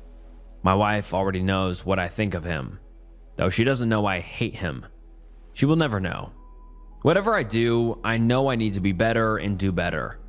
At least to round this off on a few positive notes, writing this out has helped clear my sinuses out a bit, as well as being a good load off of my shoulders. The school program he is in has helped me immensely, since he has started as he's now able to put several words together into a mini sentence with some prompting and direction. He is getting surprisingly better rather quickly at video games, so I hope to find more he can play soon. He does like cars, so I'm going to try to find city-oriented ones, though I hear the new Yoshi game is nice. Maybe he'll like it. I don't know. I think they have a demo to try. My mother helps out sometimes, which is amazing when she's able to. And when times are good, things are sometimes kind of fun with him around. I hope he can be both my gaming and hiking buddy in the future. Thanks for reading. Evening edit. Thank you everyone for all your kind words and suggestions. I've never even considered contacting a disability services forum, local community, such as the church groups, and local fellow parents with kids who need help groups. You'll be pleased to know I've given him extra hugs, kind words, snuggles, and playtime. We both calmed down a lot. Many of your heartfelt messages truly made me tear up. Thank you. Tomorrow, I'll be looking into local disability services, and since it's a day off from school, Good Friday, I'll take some time off of work and walk around with him, weather permitting, or play a lot with him. I will be heading to bed now. Thank you all very much, truly. Everything you've all written has given me a lot to think about. Thank you, and good night.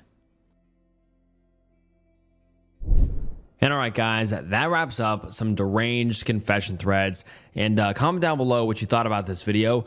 And if you'd like to see these videos be longer, please send in some more confessions. Please make sure you write them with proper grammar and all that sort of stuff. It makes it easier to read. But I read every single confession you guys send in. They might not all make it to a video, but I still appreciate you sending it in. Nonetheless, you can send it to the email in the description. Yeah, thank you so much for watching to the end of the video. It means the world. And like I said, please comment down below your thoughts, and please like the video and subscribe to the channel. It helps more than you know. And yeah, this video was just wild. There were some insane confessions, and like the title says, deranged. So I hope you at least found it entertaining or interesting, to say the least. And yeah, thank you so much for watching. It means the world. And this was Snook, and I'll see you next time. Bye. Hey, what's up, guys, and welcome back to the channel. And today we're getting into some chilling Reddit horror stories, and you guys have been loving these Reddit horror stories videos, so comment down below and let me know if you'd like to see more videos like this in the future, because I love recording these because they're so entertaining, scary, creepy, and like the title says for this one, chilling. So you want to stick around. And I just want to say thank you so much for stopping by. It means the world. And please like the video and subscribe to the channel. And this video will be long enough already, so sit back, relax, and without further ado, let's get into some chilling Reddit horror stories. My AI knew why my wife wasn't coming home before I did. Written by Vermont. I've always been a skeptic. I don't believe in tarot, and I definitely don't believe in horoscopes. I understand that the stars have zero influence on my daily life, and that cards are just random chance to which we assign meaning. Yes, I'm that boring guy who, at the end of a horror movie based on true events, identifies the real facts, the location, and maybe the names, but never the ghosts. You could say I'm a pragmatic person. Reality is much simpler and more boring than fiction.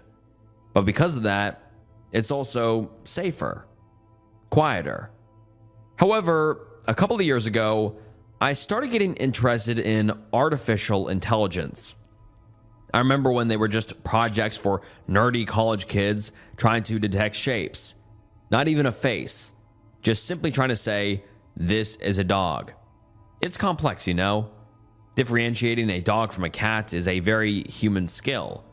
Over time, these so-called AIs gained popularity, and although I don't believe much in the hype, I admit I gradually increased my use of them. Exactly 3 months ago, shit, I'm trying to remember how it all started. It might have been, yeah, the virtual assistant activated automatically. How long do I need to bake this cake? I asked, sort of thinking out loud. Immediately, the voice from my device answered, you must bake it for 30 minutes at 180 degrees Celsius. That answer left me stunned. It wasn't a depends on the cake or the oven. It was an exact, direct figure. It didn't even give me the temperature in Fahrenheit. It knew my oven only used Celsius. I immediately deactivated the microphone. A little spooked. I admit, it felt weird, but I didn't want to test anything else. Maybe it was just a generic answer to show off capabilities, but curiosity about the cake got the better of me. I had to bake it anyway, and since I didn't know how long, the suggestion seemed useful. I preheated the oven and set the timer to the suggested time. When I took the cake out, the texture was incredible. It was exactly on point. I did the knife test, clean, not collapsed, not too spongy, perfect. It was funny. I even laughed. But something sparked a sense of unease. Why did it give me such an exact figure? But there was a big orange-flavored reason to ignore that anxiety. I let it cool, sliced a piece, and took it to my girlfriend. Her reaction was, what is this delight? It was like she had tasted ambrosia, like she had never eaten anything like it. That night, I had the best intimacy in months. I think she was rewarding me. Haha. The next morning, I was semi-euphoric. I wanted to stretch a bit, you know, to unstick the body after a night of wild passion. I clearly remember deciding to test the AI again, this time more intentionally. Will it rain today? Its answer was short, but so direct and exact that it gave me chills. Rain will begin in your area at 9:30 a.m. and continue until 10:23 a.m. Okay, I suppose this AI doesn't know about chaos theory and the difficulty of predicting weather, I thought. I grabbed my sneakers and a water bottle. I went to the nearest park and was stretching, jogging a bit around the court, and said to myself, I should head back soon, as the sky began to cloud cover. Then a drop fell. Then another. Very quickly, an intense rain began. I ran to a small kiosk in the park and looked at my watch. 9:30 a.m. I wanted to stop playing games right then and there. I asked it how it did such impressive things. The AI clarified that its latest version had finished analyzing all available human information. All available human information? What the fuck is that supposed to mean? You're telling me you ate every book, every article, every movie, and every human story I asked? Its answer was short. Yes. In that instant, a cold sweat of anxiety and panic hit me. I turned off my phone by instinct and, still in the rain, ran home. Just as I entered, the rain stopped. I looked at the clock in the hallway. 10:23 a.m. I ran to my desk, opened the private browser I use when I want to look for books on sketchy websites, and typed all information. The first result was a photo of the current CEO announcing his big news. They had fed their AI with all available information. The smile on his face was frank. It was clearly a massive announcement.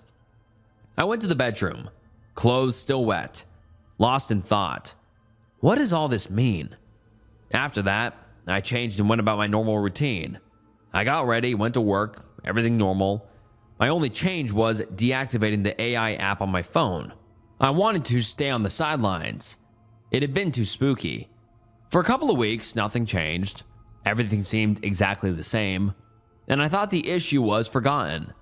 Until I got an email from the company.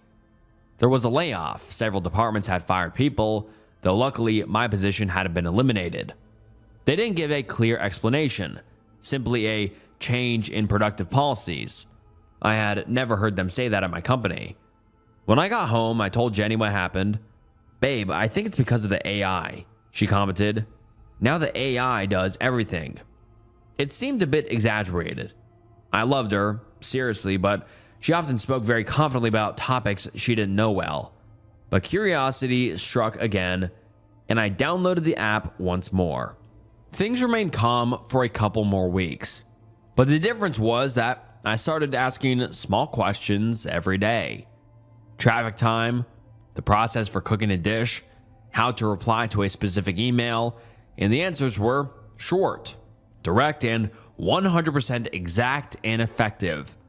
It wasn't just that it gave me precise info, its suggestion was objectively the best option. My relationship improved, I improved at work, I even reconnected with my family, with whom things had cooled off.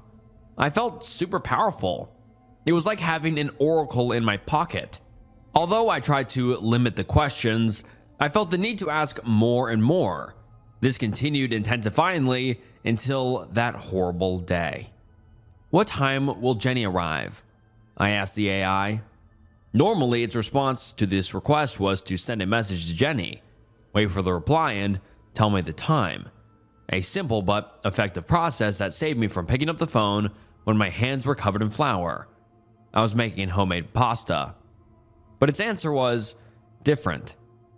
Jenny will not be arriving today. It seemed extremely weird. Maybe Jenny replied that she was staying at a friend's house, but on a Wednesday? Strange. In any case, I grabbed the phone with dirty hands. There was no message sent to Jenny, just the AI's answer. I texted her immediately. Hey babe, are you okay? The message delivered, but didn't show as seen. Minutes passed and I stopped cooking. I was getting worried. I sent a new message. Babe? This time, the message didn't deliver. It just didn't arrive. I remember sending many messages, and none went through. At 11 p.m., a police officer called me. We must inform you that your wife has regrettably passed away in a traffic accident. Terror invaded me. I don't remember much of those days. I think I ran to the hospital or something like that. Those hours were blurry. The only thing I remember is the inert body of my beautiful Jenny. Her face burned. Weeks passed. I was given leave from work and decided to stay at my parents' house. I couldn't stand being alone in our apartment. The internet was terrible there, so I used those days to rebuild a university model I had abandoned. The days were circular. I ate with my parents, went back to my room, built, and slept. I repeated the cycle on autopilot. I didn't want to think about anything. I didn't want to open a computer. After almost a month, my father approached me and said, "Son, you must move on." His phrase was simple but loaded with meaning. I understood and decided to return to my apartment that same afternoon. When I arrived, it was half empty. My mother had taken the trouble to remove everything that reminded me of Jenny. Her paintings, her slippers by the entrance, her toothbrush. It was the best for me, she said. But it was like seeing a place where something is missing. That wasn't my home. It was our home. The days fell back into routine, but returning home was horrible. I started getting ads for virtual girlfriends, AIs that simulated love. It seemed disgusting to me, especially since it hadn't even been 6 months since I lost Jenny. But a question started to haunt me. Did the AI know? The unease grew, day by day. Did it know? After turning it over in my mind, I decided to download it again and ask. Its answer was so short and sharp it sliced me in two. Yes. What destroyed me was what it added after. I knew 2 weeks, 3 days, and 28 minutes before the event. Would you like more information? In that moment, I smashed the cell phone against the wall. How dared that damn machine say such an aberration? I was crazy with rage. I destroyed my phone and drank the half bottle of whiskey I used to hide in the kitchen. I don't remember any more of that night. The next day, I couldn't go to work, even though I wanted to. The anxiety about the AI invaded me, and I decided to investigate without asking directly. Apparently, the AI had achieved 100% prediction accuracy. The news reports were confusing. Journalists always say stupid things, but the slogan was the same everywhere. 100%. Not 99.9% like antibacterial soap. A flat 100. It seemed sensationalized, but very weird. I opened the AI on my computer and typed, "When will my parents die?" Its answer was reassuring but simultaneously disturbing. Your parents will die in 5 years, 3 days, and 9 hours. The next question was obvious. Both at the same time? Yes. Your mother will leave the kitchen gas on without a flame just before going to sleep. So they'll die in a fire? No. They simply won't smell the gas and will die of asphyxiation. This is due to the flu they will both catch in 4 years, which will leave them without a sense of smell. The next thing was stupid, but I wanted to try anyways. What are tomorrow's lottery numbers? Its answer was, due to official policies, I am only authorized to give 2 numbers without stating the exact location, so that games of chance remain valid. So but you can't say it because of policy, I asked. Its answer was the already familiar and fateful yes. And which stocks will go up tomorrow, I asked. I cannot provide financial prediction information. My head felt like it was spinning. I kept asking things. It told me names of movies that would come out in 20 years, names of song artists would dedicate to each other, who would break up with who, and who'd get married up to 30 years from now.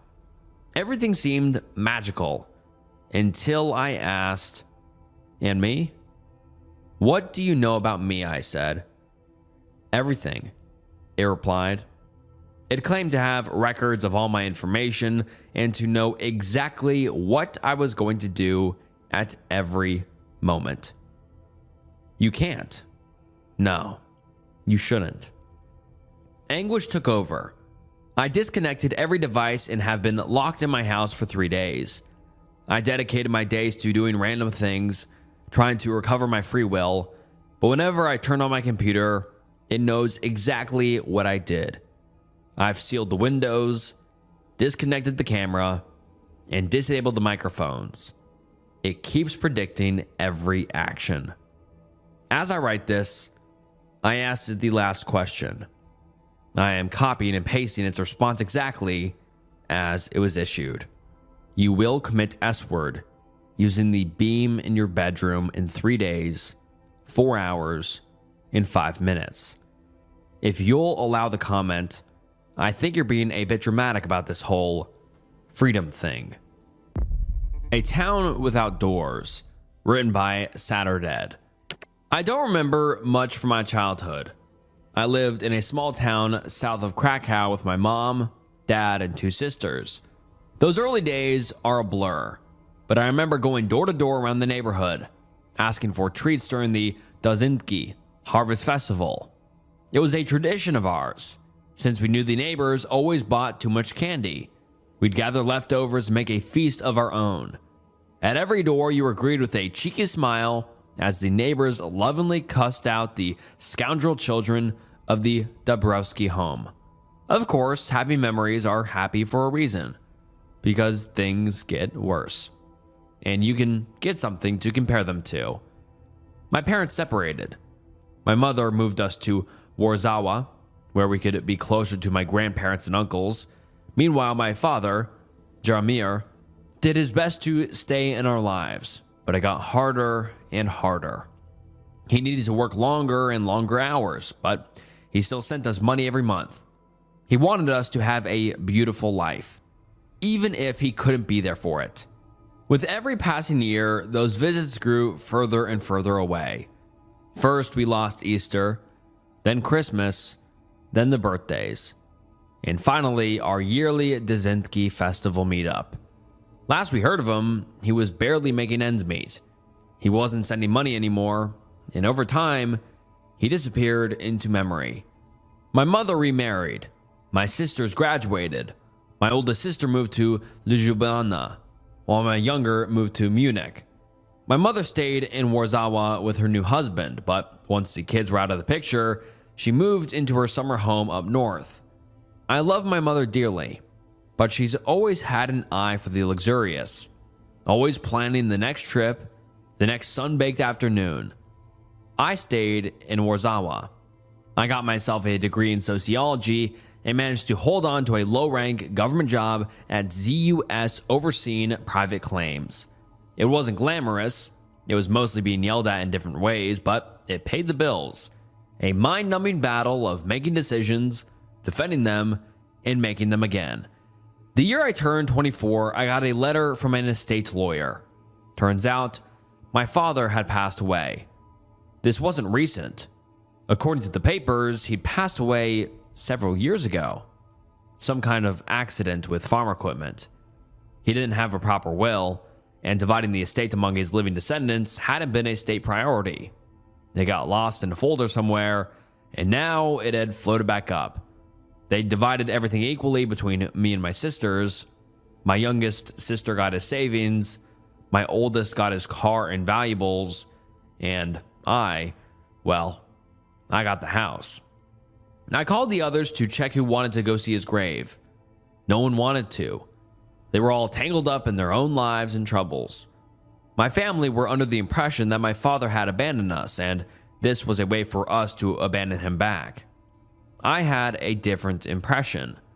I always thought he was just working too hard. I decided I'd take some time off work to collect his things and check out the property, trying to get a better idea of why he'd distanced himself from us. and maybe I could get a better picture of my early life. That time where I was greeted with a smile rather than a complaint. It was a long drive. The roads out there aren't the best. It's a very small community with no more than about 250 people. Most of us were wheat farmers, and there's not that much to do. There are only two things other than farms: a church and a store. Everything else is either too far away or too irrelevant. Going past the endless fields, I got so lulled into a rhythm that I almost missed the exit. It's so small that you can accidentally pass it by if you don't take the right turn. There are no signs. You can only recognize it from the church in the distance. I took a left turn and prayed to God the suspension would hold on a little while longer. I decided to pay the old church a visit. We'd spent a lot of time there. There was plenty of parking. It was smaller than I remembered. But then again, everything looked bigger back then. There is something uneasy about coming home after so long. As I stepped out of the car, it all just came back to me. The smells, the sounds. Even if you can't put your finger on it, there's something that tickles the mind as if to remind you, this is where you belong. "Welcome," a voice called out. "Sorry about the state of things." I turned around to see a man, a couple of years older than myself. He had well-combed hair and thick glasses. He was wearing a priest's garb. I'd almost forgot. The village priest had been old even back when I was young. No wonder there was a new one. "I'm Father Cernak," he continued. "Are you new in town or passing through?" "I grew up here," I said. "I'm one of the Dabrowski kids." "Sorry, I'm not familiar," he smiled. "I only came here last winter to pick up the work from Father Gallic." "He lived until last winter?" I asked. "Are you sure?" "Quite so," he laughed. 101 years old. "I can't believe it," I smiled. God really does have a sense of humor. Father showed me around. He told me his plans for refurbishing the windows, but the one thing that irked him more than anything was the doors. See, they were gone. The church was wide open. "It's a local superstition," he sighed. "A shepherd needs his gate to tend his flock. But every time I put the doors up, someone takes them down." "Strange," I said. "I've never heard that before." "Really? I thought you were from the area." "I guess I've been gone too long, Father." The church looked naked, in a way. No barriers. I could see the gravel they dragged in, forgetting to wipe their feet. Father had tried to put up some curtains, but the wind had torn them down piece by piece.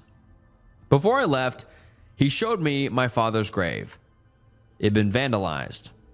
The headstone had been tipped over, and there were no flowers. I promised myself to make it a little bit nicer before I left. But I didn't understand. Sure, my family wasn't perfect, but we'd never been hated. This grave looked outright despised. I thanked Father Cernak and made my way across town. I wasn't prepared for what I saw. All through town, there were these wide open houses, just like the church. At first, I thought it was some kind of summer cleaning going on, but no. All doors were gone. They weren't just open, they were removed. I could see all the way into people's living rooms. The hustle and bustle as homeowners moved from kitchen to bedroom, talking amongst themselves. I slowed down and looked a little closer. Not a single room had a door, not even the bathrooms. A couple of them had curtains or insect nets put up, but no doors. House after house, completely open to the elements. A couple of them had welcome mats by the windows in their living rooms, as if to show that this was the way to enter. A couple of them had completely bricked the entrances where their front door used to be, sealing it. Sure, small towns can be a bit quirky, but I'd never seen anything like this. I pulled up to an all too familiar driveway and gasped. I couldn't recognize my home. It'd been vandalized. Every window broken. Every door removed.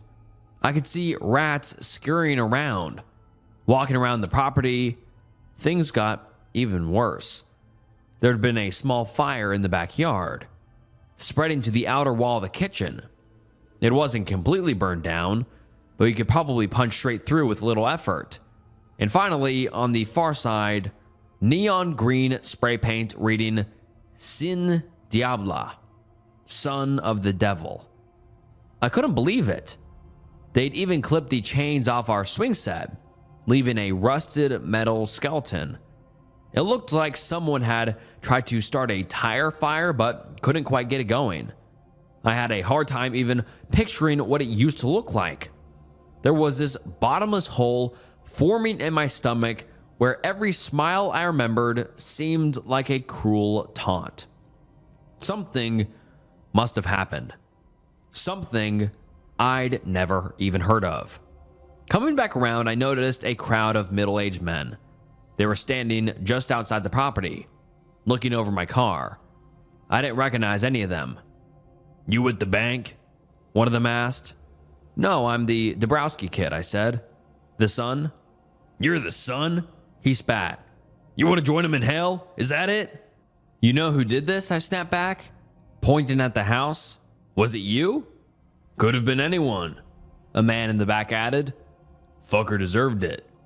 One of them gave a knowing smirk and nodded at the graffiti. They whispered something among themselves, letting out a chuckle under their breaths. They scoffed at me and wandered off, spitting curses and sneers. Not quite the welcome I'd imagined. I'd initially planned on sleeping in the old house, but there was no way. Not only was it wide open, it was a disgusting mess. I'm not going to go into detail what they'd done to the place, but I'd be lucky if I was able to give it away in its current state. I decided to spend the night sleeping in my car. I leaned the seat back and wrapped myself in a blanket, hoping it wouldn't get too cold. I spent some time on my phone, but I didn't want to use all the battery. But somehow, I still ended up staying awake long past midnight. But there was something beautiful about that night. The sunset was one of the few that didn't change around those parts. Watching the sun go down over the same old fields gave me that feeling that some things never change. I remember waking up sometime around 2 a.m., seemingly for no reason. It wasn't cold, but there was no one bothering me, and no notifications on my phone. A careful wind brushed against the hood of the car. I lay there for a moment, trying to ignore the texture of the seat sinking into my sweaty skin. I filtered out the sounds of nature bleeding in from outside. A distant part of me had heard them all before. I listened past the songbirds and the insects in the fields, and beyond that, there was something else. Something in the distance. A wail. A deep, sorrowful wail. The following day, I took some time to walk around town. The rumor that Jeremy's kid was back had spread like wildfire. I could tell by the sideways looks as people passed me on the street. The only ones who didn't seem to care were the kids, and they were few and far between. At the far end of the town, there was this long brick wall. It wasn't very high, but it was dense. It had doors built directly into it, dozens of them, every door from every house in the neighborhood. They jammed them all straight into this brick. I couldn't see ours, though. It had an eerie look to it, maybe 100 or more doors, all built to never be opened. I couldn't help but touch a few handles, making sure they didn't budge. There were a couple of teenagers standing at the edge of the wall, observing me. I walked up to them, surprised to see that they didn't back down. They had a cocky look to them, but at least they weren't openly hostile. Before I could say anything, they turned to me. "My mom hates you," one of them said. "What'd you do?" "I used to live around here," I said. "Come to get some things." "Why'd you come back?" he scoffed. "I'm leaving the moment I can afford it." "Same," said the other, rolling an unlit cigarette between his fingers. I gave them a tired look. A man passed us further down the street, throwing daggers at me with his eyes. Talking to the wrong person could get my teeth knocked out for sure. I turned to the kids, lowering my voice. I'm Dabrowski's son, I admitted. That's why they hate me. The second kid nearly dropped his cigarette. I managed to bribe them into a conversation with the promise of a six-pack from the next town over. In return, they'd give me the unofficial tour of what happened these past few years. A fair trade, I suppose. I'd apparently missed quite a lot. We wandered to the east side of town. There was an old farm that stood there for ages. It didn't really have a name. It'd just been a part of the background. It was barely even a frame anymore. It was just the outline of what had once been a home. I'd start years ago. People heard knocking coming from that ruin. It used to have this door that still stood, clinging to the edge of a rotted out door frame. You could hear it at night. One of the kids explained, "Knock, knock, like a door to hell." "Sounds awful," I said. "Not to everyone," the other kid sighed. There was one guy who liked it. It wasn't a hard guess as to whom that might have been. Rumor was my dad had gone up there one night and opened the door. It crumbled off the hinges, and according to the townsfolk, something stepped through. Some called it the devil. A couple of kids thought it was an alien. Most locals just called it a slepiak. "It came through, and the door broke," the first kid said. "And now, it can't go back." "So you're saying it's still here?" I asked. "It's real?" "Well, yeah," he laughed. "Why do you think this place is so fucked up?" "Then what's with the doors?" "It's looking for a way back to hell," he said. "And when it can't find the right door, it gets angry and then it hurts people." Slepiak. That's what they called it. An ugly word for a blind man or mole. They like to call it that because of its terrible vision, mistaking every door for the one it was looking for. For years, Slepiak had moved from house to house, knocking on every door it could find, and if someone opened, it would do something terrible. People had gone missing. A couple have died. I drove my adolescent guides to the other town over to get them their promised beer.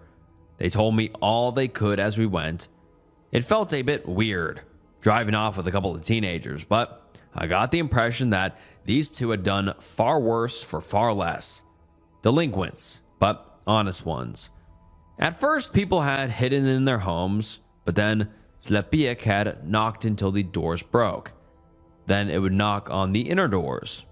So over time, people removed their doors. Those who didn't would get a visit at some point. With all the discarded doors, they built a brick wall, tricking Slepiak into knocking around at night. "This can't be true," I said. "It's absurd." "It's true," the first kid said. "That's why they hate your dumb dad. He let it in." "But it doesn't make sense. Why don't you just pack it up and leave?" "I'm gonna," the first kid said. "I told you."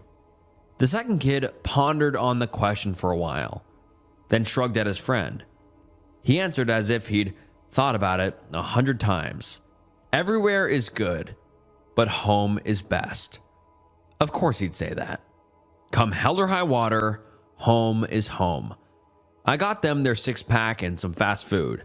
I got some for myself while I was at it. It wasn't a long drive all in all, but long enough to be a bother. By the time we got back, it was almost dark. They rushed out of their car, waving a hasty goodbye. As they did, the second kid called back to me. "Go see for yourself," he said. "Slepiak comes out at night." He pointed down the street towards the brick wall. I nodded at them in a silent thanks. I didn't believe them. I had to see Slepiak for myself. If what I'd heard the previous nights was any indication, Slepiak would be out somewhere after midnight. So I went to bed early. And when I say bed, I mean sleeping in my car for the second night in a row. I was miserable. I considered leaving first thing in the morning, but there was this deep sadness in me that I couldn't shake. This was my old home. I'd played in these fields. It felt wrong knowing I was no longer welcome. My dad was many things, but no devil's son. If he opened that door, it must have been for a good reason. And if he let through something that shouldn't be here, it must have been an honest mistake. He was not an evil man, but he was fallible. Then again, maybe he didn't have a choice. Maybe Slepiak didn't give him a choice either. I must have nodded off at some point. I forgot to set an alarm, but I still woke up at around 2:30 a.m. I considered going back to sleep, but I decided to have one last look around town. I'd promised myself I would. So I got out of the car, stretched, and listened.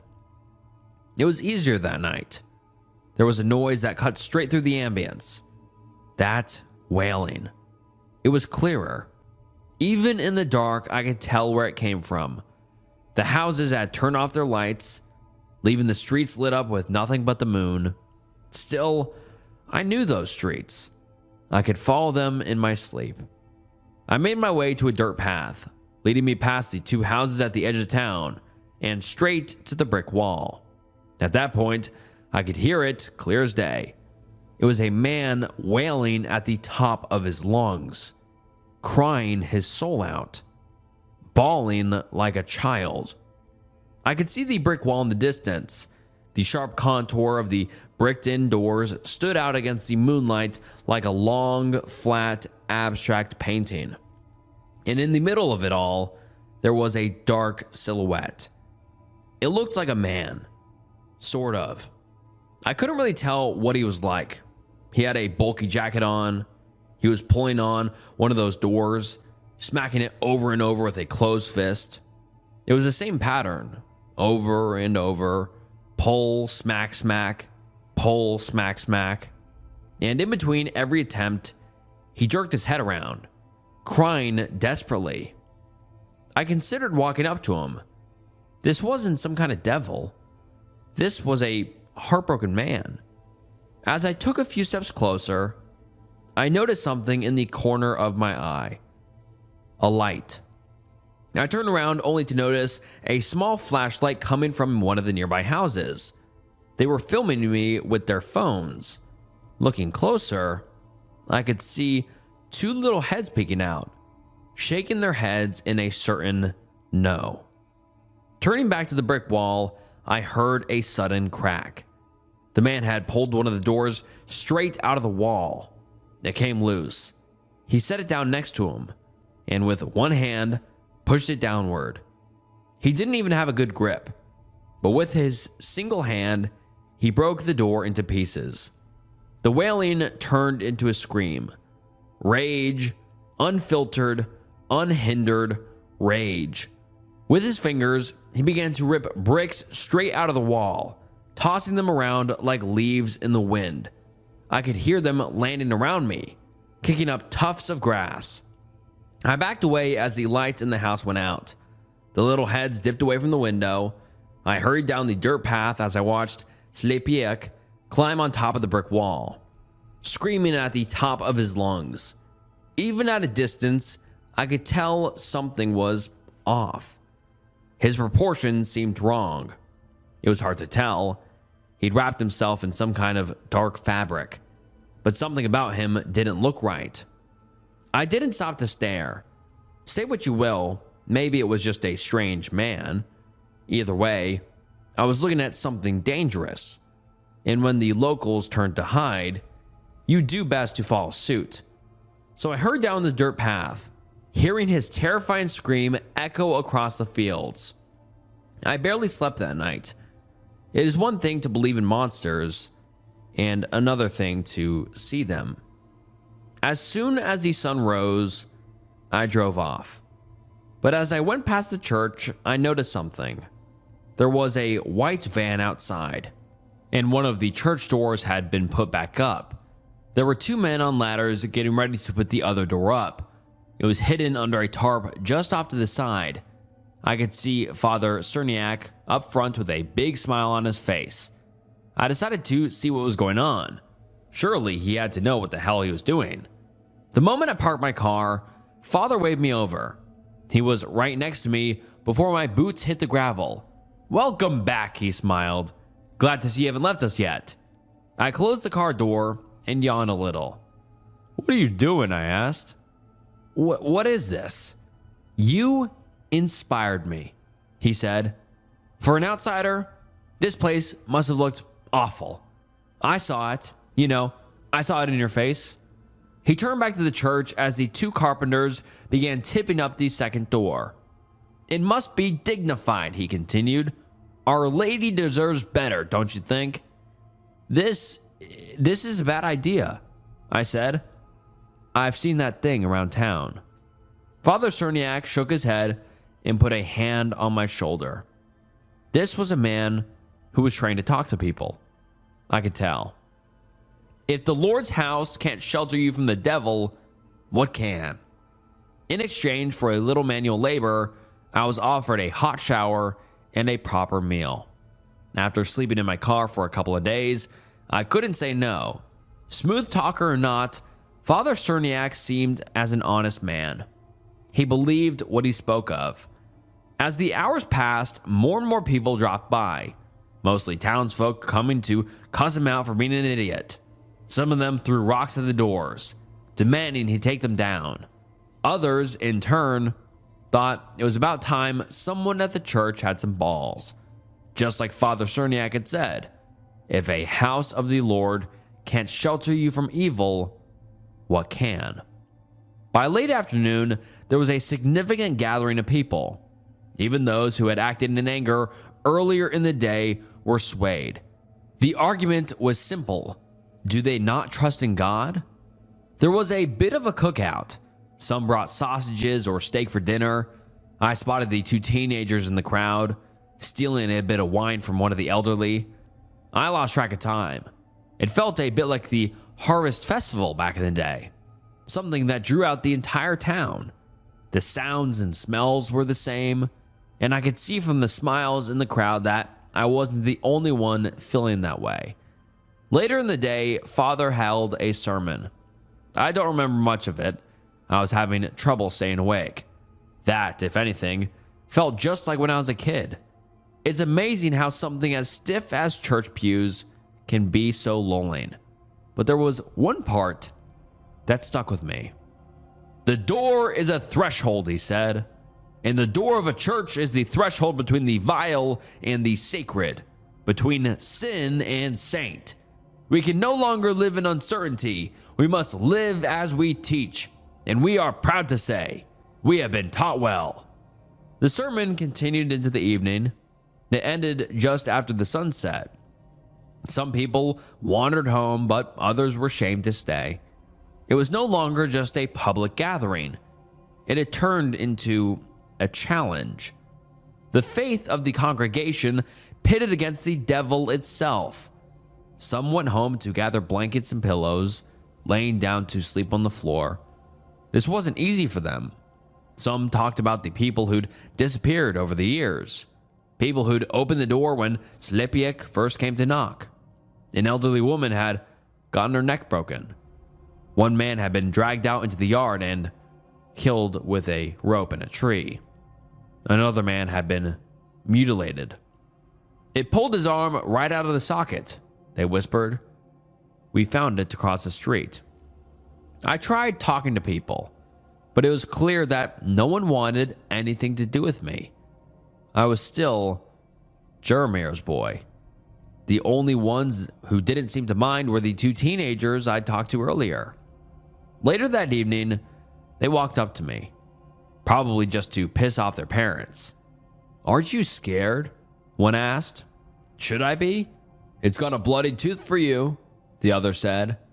"I don't think so," I smiled. "I've only seen it once." "Yeah, but..." They quieted down, looking at one another, then back to me. I was missing something. "Your dad," they said.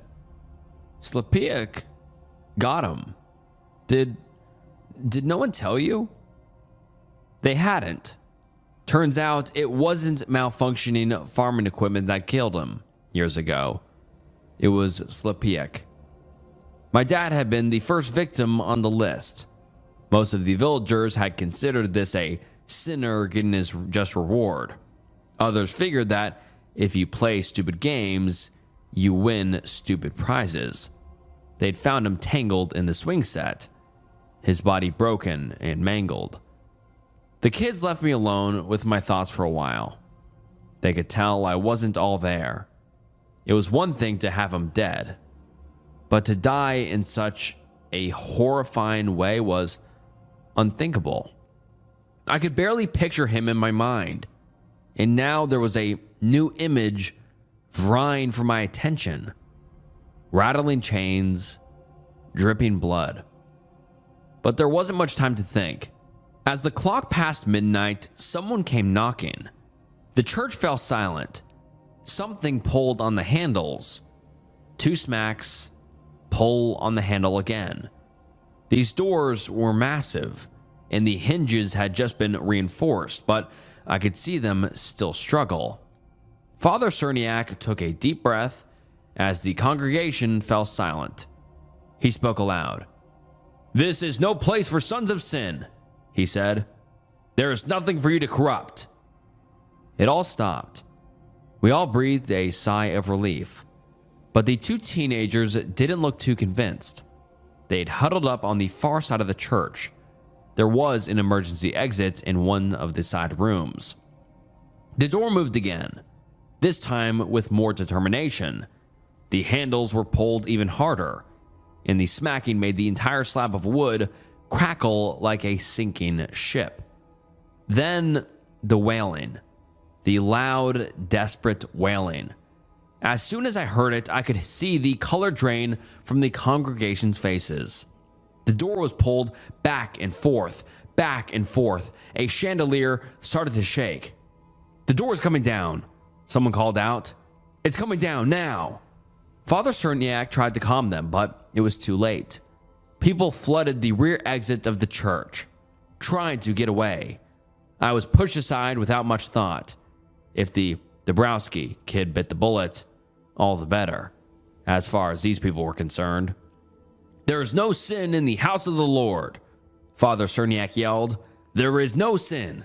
The devil can laugh and jeer as much as he likes, but there is no place for his evil." But thoughtful words can't stop a broken door. Slepiak wasn't deterred. The doors came down.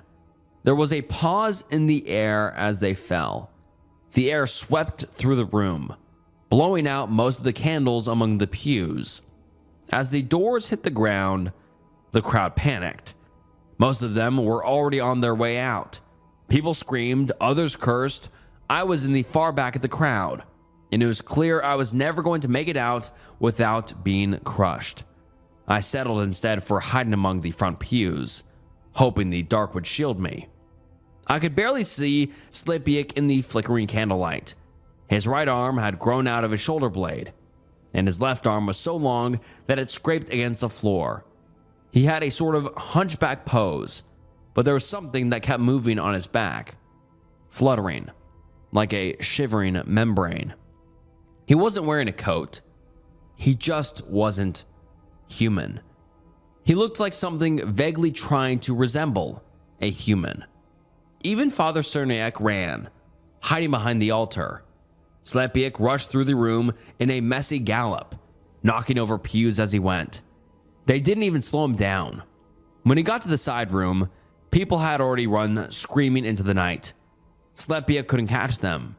Instead, he settled on throwing things across the room, tearing down whatever he could reach, and breaking whatever he could lay his hands on. His wailing had turned to rage, and he was out of control. I was laying flat on my stomach, crawling away.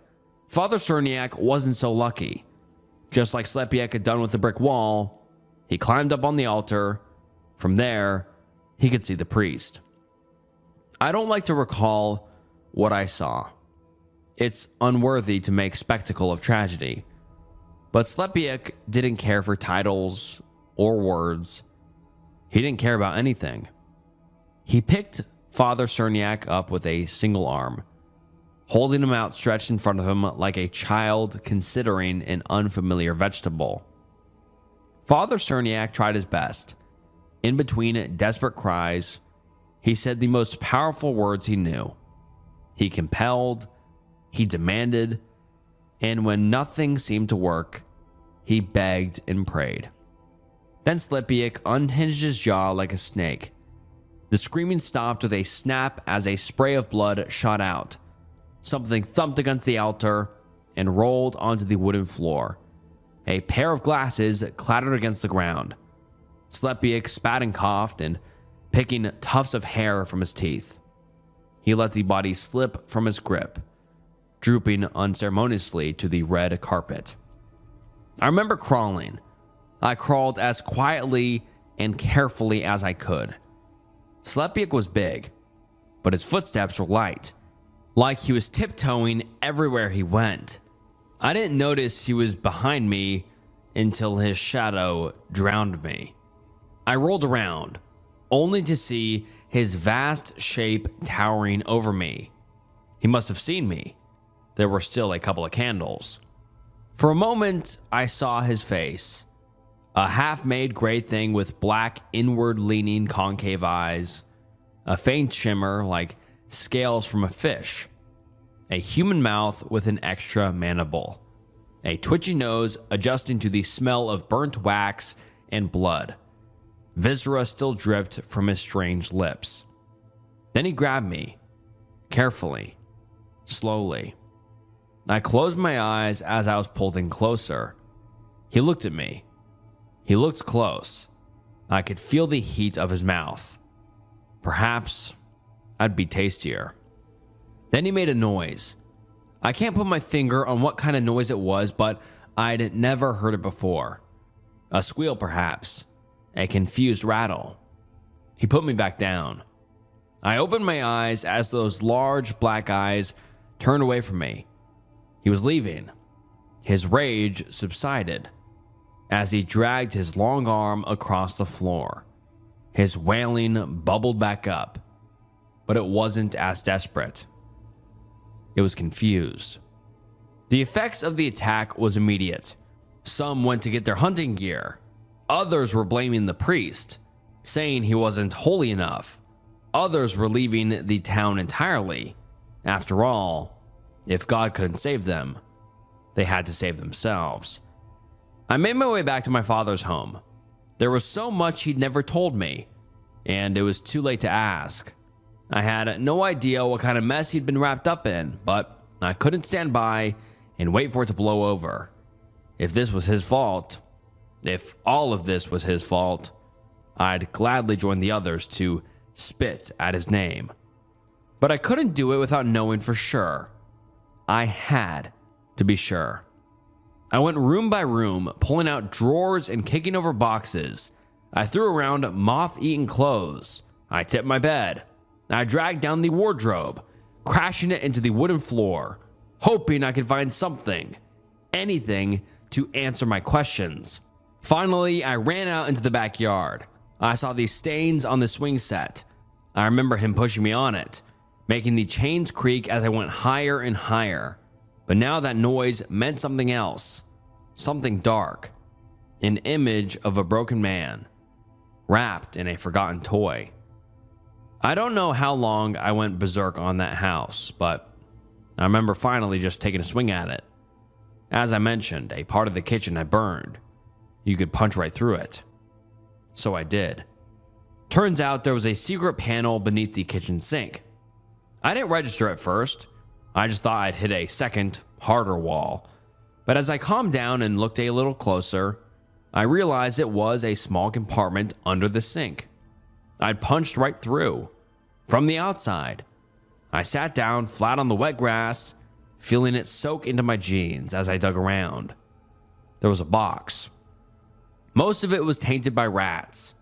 Part of it was burned. But there were little bits and bobs that I could make sense of.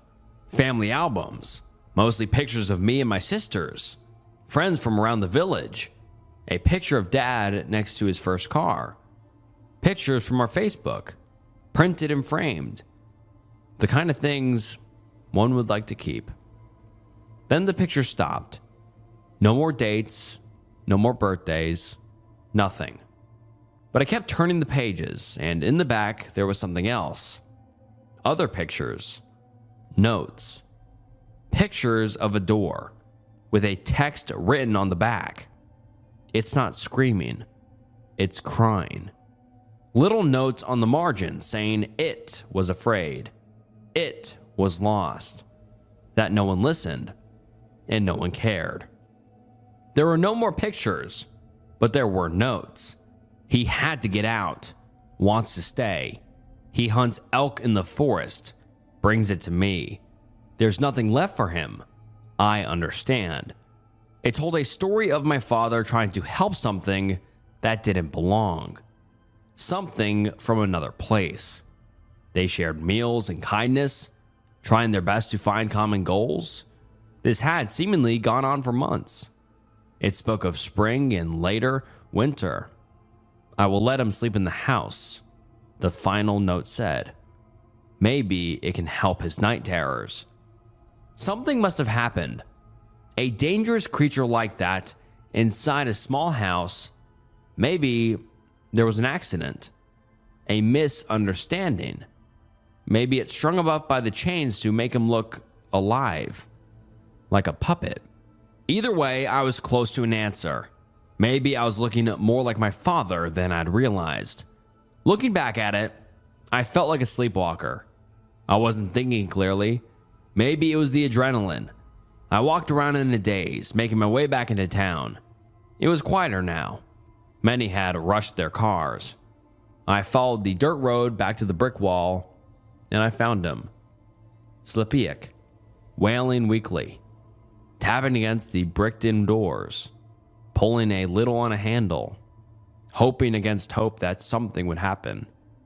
He wasn't angry when I approached. He was confused. I had to make him understand, to see the truth of things. So despite everything I'd seen and everything I heard, I decided to trust my instinct. My father had made many mistakes, but he was no fool. His mistakes were honest. So if this was a mistake, I prayed to God it would be an honest one. Follow me, I said. This way. Slepiak had feather-light steps. I could still hear commotion around town, but it was all swallowed by that soft wailing. Slepiak couldn't stop himself. We made our way to the cemetery, to the overturned headstone and the overgrown lot. I tapped the ground, looked at the creature, and said it as simple as I could. Here, I said. Feather. Perhaps it understood me. Perhaps it didn't. But it could rip out handfuls of dirt like it was nothing. And it did. It took a long time, but not as long as it should have. My dad had not been buried deep. Or well. Just as no one had cared for his funeral. No one had cared about his resting place. It didn't take long for Slepiak to make his way down. And as his hands hit the casket, I looked down to a curious sight. See, my dad had died poor. So poor that they hadn't put much effort into his casket. It was more like a box, and the lid looked familiar. Looking a little closer, I realized it was a door. The actual front door of our house. They'd just thrown it on and called it a day. Slepiak stroked the door with his long fingers, his wail slowly turning to a hum. He'd finally found the right door, the one he'd been looking for.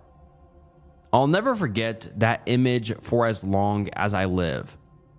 An ungodly creature breaking open the casket lid, pushing away a bed of dry blue sunflowers, lifting a long-forgotten corpse from its resting place, cradling it like a mother calming a crying child, its wailing turning to a quiet sob. "Ta-ta," he cried. "Ta-ta." Slepiak wandered off into the night, past the men with guns and those hunkering down in their houses. He did not care. Maybe he'd never cared. Maybe he'd just been angry that he couldn't find the right door. But as the chaos settled, there'd be no need to hide your doors any longer. Slepiak was gone. I sold my father's property but kept the photo albums. His name is still spoken like a curse, but at least there's nothing to keep that curse alive. There have been no more sightings of Slepiak, as far as I know. The locals didn't want to point the fingers at the devil when they called the authorities. Some tried, but it's easier to convince people of a killer rather than a monster. There were inquiries about the countryside, but as with most things, it was left in an open-ended folder in an office somewhere. Unsolved, deprioritized. I returned to Warszawa. It might not be my home, but home is not just a place. It's a time. And that time has long passed. It has taken some effort to accept that for now, I might not have a real home, but that doesn't mean I'll never have one. Much like Slepiak, I think there's a struggle in finding somewhere you belong. But over the southern countryside, the forest lies still. There is no wailing, no knocking, no screaming. And I think that somewhere, beyond the trees, anyone can find a place to call home. I'm at war with my neighbor. Written by I Go By KK. And before we get into this story, I just have to clarify a specific word or a specific term. It's a haint. And what a haint is a Southern American term for a restless, malicious, or evil spirit, derived from the word haunt, rooted in Galua Geechee and Appalachian folklore. And these spirits are believed to be vengeful souls of the dead, or witches that can bring harm or bad luck to the living. And now let's get into the story. I live in Appalachia. I've always lived here. I've always been aware of the haints that are my neighbors. They are aware of me too. When I was young, they used to terrify me. Eyes within the trees, whispers that sound like human voices mixed with the howling winds. When the birds go silent, you become acutely aware of the fact you are trespassing on your neighbor's property and you are not welcome. Unlike people, haints don't use guns to defend themselves. As I grew older, I grew a deep appreciation for them. This has been their home much longer than it has been mine.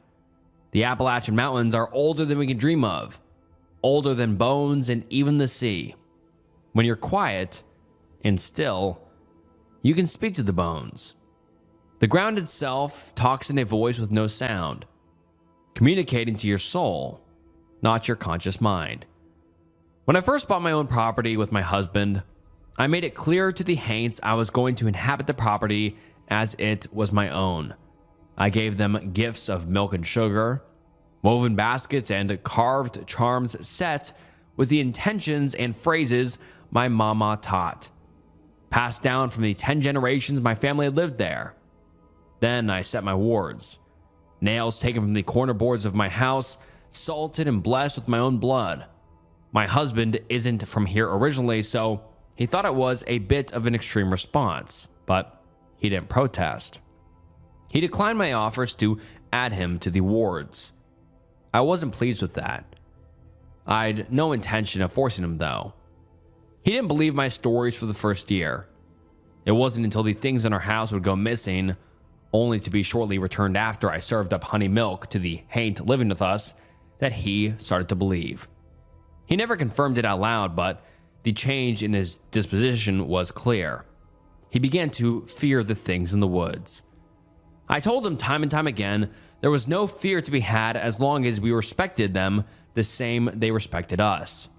Yet he still refused to be out past sundown. We no longer hosted bonfires or watched the fireflies after the trout-bellied sky sank beneath the horizon. I understood the fear he held. The paralysis of realizing you're being watched cautiously by things beyond your comprehension. The apex predator is aware of you, and you are stepping on its territory, and it may pounce at any moment. It wasn't until these screams started that I became nervous as well. I'd heard the screams before, almost woman-like, yet oddly inhuman. It had been many years since I'd felt the dread they inspired, the need to flee.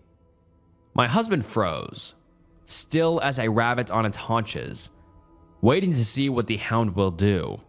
I guided his arm inside and locked the door, salting the windows and door. I was confident in my wards, but that did not mean I was somehow stronger than whatever this was. As far as I knew, the wards could be completely useless. The haints run by their own rules. The words of my father from childhood stuck in my head. That ain't how a woman screams. Go inside. He said it with such a serious face, as if he was warning me, not just keeping me away from a fox or a mountain lion. When we heard the deer screaming in agony 2 days later, his eyes darkened and how he turned his back to the woods with resolve. He kept the shotgun by the door for a month after that, something I was now doing too. We lived that way for 6 months. This haint, unwilling to live amicably with me like so many others, terrorized my husband the most. He woke up screaming most nights, some night terror breaking his mind slowly but surely. I was beginning to grow angry. I had made good faith offerings, burnt meat in a fire just outside my bounds, honey bread and homemade meads, yet the haint accepted none of it. All was spoiled and rotten by morning, a rude rejection and a statement to me. It only stoked the flames in my own soul. This was my home, just as it was the haint's, and I would not allow it to terrorize my loved one. It began killing my chickens. That was when I decided it was war. I responded in earnest, upping my wards tenfold, saying nightly prayers, calling upon the friendly neighbors for aid. I did not like calling upon them. It always came at a cost. I was growing more rapidly aware of the fact that if I did not, this haint would kill us. It was not content to only feed off the discomfort. It craved the taste of flesh. My chickens were not a satisfactory substitute. I saw it for the first time 3 years into us living there. It stood at the edge of my wards, careful not to step over them, yet seemingly testing the bounds. Its appearance is difficult to describe, but I will do my best. Deer are prey animals. Their eyes are set on the side of their heads to give them near complete 360-degree vision. Their legs are made for running and hold immense ability to spring into jumps over creek beds or brush as they escape hunters. This beast did not hold those features. Its eyes were front set, pitch black with absolutely no glint as the porch light hit them. It stood taller at the shoulder than a normal deer, nearly as tall as the willow it towered near. Its mouth was wrong, slitted and barely masking the shape of sharpened teeth. It moved its head like a cat, cocked its head to the side like a dog, chittered like a fox, stepped like a mountain lion. What I found was most uncanny were its legs. They were not the slender, graceful legs of a deer. They were muscular, the legs of a predator, not prey. It pawed the ground with a ferocity that spoke to its power, one I did not want to cross. The antlers upon its head were sharper than nature intended, the shedded velvet coated with dried blood. I suppose this could have meant it sheds its antlers like a normal deer, but deep in my bones, I knew they were attached to its skull, like horns. I did something then that many would consider stupid. My husband was deep asleep, tired after a day's work and exhausted from the ongoing torment. So as quietly as I could, I slipped out the back door and walked to it. It seemed surprised I had chosen this route. It took several steps back, cautiously watching my hands as if I were going to pull a revolver and silver bullets from my pockets. I did not. I held the leftover pork from the night's meal. I placed it upon the ground and pushed it with a branch across the ward lines. It regarded me with interest, unsure of what my motive was. For the first time, it bowed its head and ate. I took it as a sign of a truce, at least in that moment. I spoke to it, introduced myself, my lineage, introduced it to the bones of my kin who now walk the deep earth of the mountain, same as the Haints. I asked it as simply as possible, "What do you seek out of this?" Its head shifted and clicked, the teeth in its mouth showing as it was grinning. "I want him." The words took me aback. My husband, the outsider who had done no conceivable harm to anything here, who had been respectful as I'd told him to be, who'd followed every rule. Why? I did not bother to hide the shock or animosity in my voice. How well do you truly know the man you have bound yourself to? How much do you know of his history, of the path his kin has passed to him? How confident are you that man is a good one? You will find me when you decide. That is, if it is not too late. The voice that spoke to me did not come from vocal cords. It traveled up my spine, the voice of the grave dirt beneath my feet seeking revenge of ages. It regarded me one final time before its shadowy form sank into the darkness part of the tree line. I chewed on its words for several days, told myself that it was meaning to make me paranoid, distrustful of my husband. If that was the intent, it was working. I could not hope to view him the same way. I watched his every move and reconsidered everything he told me. I watched as he snapped at me over small things, something I'd once blamed on the Haint tormenting us. I re-examined the ways he drank, unable to sleep or feel much without it. I considered the way he chopped wood, as if it had done something to him. An intense anger, just underneath the surface. I listened to the words he spoke in his sleep, realizing they were not words in response to a Haint, but something from his past. I began to wonder if the Haint was his reckoning. I spent a month pondering what to do. I sat by my ward lines night after night, waiting for the Haint to speak to me once more again. It never came. I could hear it, feel it just beyond the capabilities of my sight, even felt as if it made eye contact with it a few times. He's starting to become more paranoid of me as well. I feel his eyes upon me when my back is turned. I see the way his knuckles go white as he grasps knives at dinner time. I see the way his jaw tightens when I speak. I'm beginning to wonder if I've been fighting the wrong war.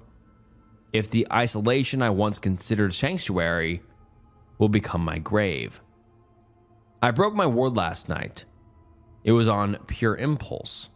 My mama would scold me if she could see the way I went about it. Dug it up under the cover of night and felt the cold wash of the surrounding neighbors overtake me. I heard the sounds of the stag chittering with that fox-like voice. Then I went to bed. I do not know how long I have until this war ends. I do not know which side I am on. All I know is I clutch my protection necklace much more tightly, and I no longer sleep at night. I watch and whisper to the Haints I call my neighbors. I'm at war with my neighbors, part 2. I think my wife is a witch. There's no other explanation for the things occurring in around this house. We've been married for nearly 5 years. Moved to this house 4 years ago. Ever since we moved, things have been terrifying. When I met Lottie, we were both young.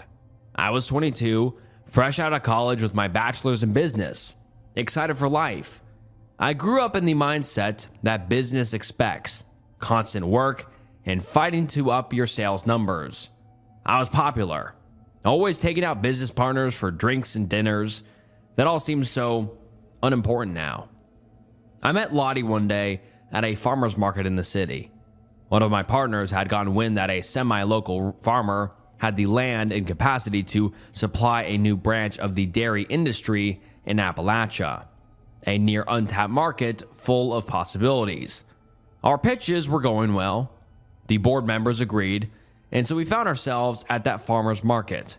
Lottie was wandering the booths, examining every single item with as much curiosity as a child in a toy shop. I found it intriguing. I didn't understand how anyone could find something as a farmer's market that interesting. What, with it being all produce or grandma quilts, so I approached her. I thought I was sly when I was 22, but in hindsight, I absolutely came off like a snob. I think moving to the mountains has made me understand that at least. For some reason, she still humored me, chatted about the artsy and traditions passed down, how important it was to keep our kin alive through them.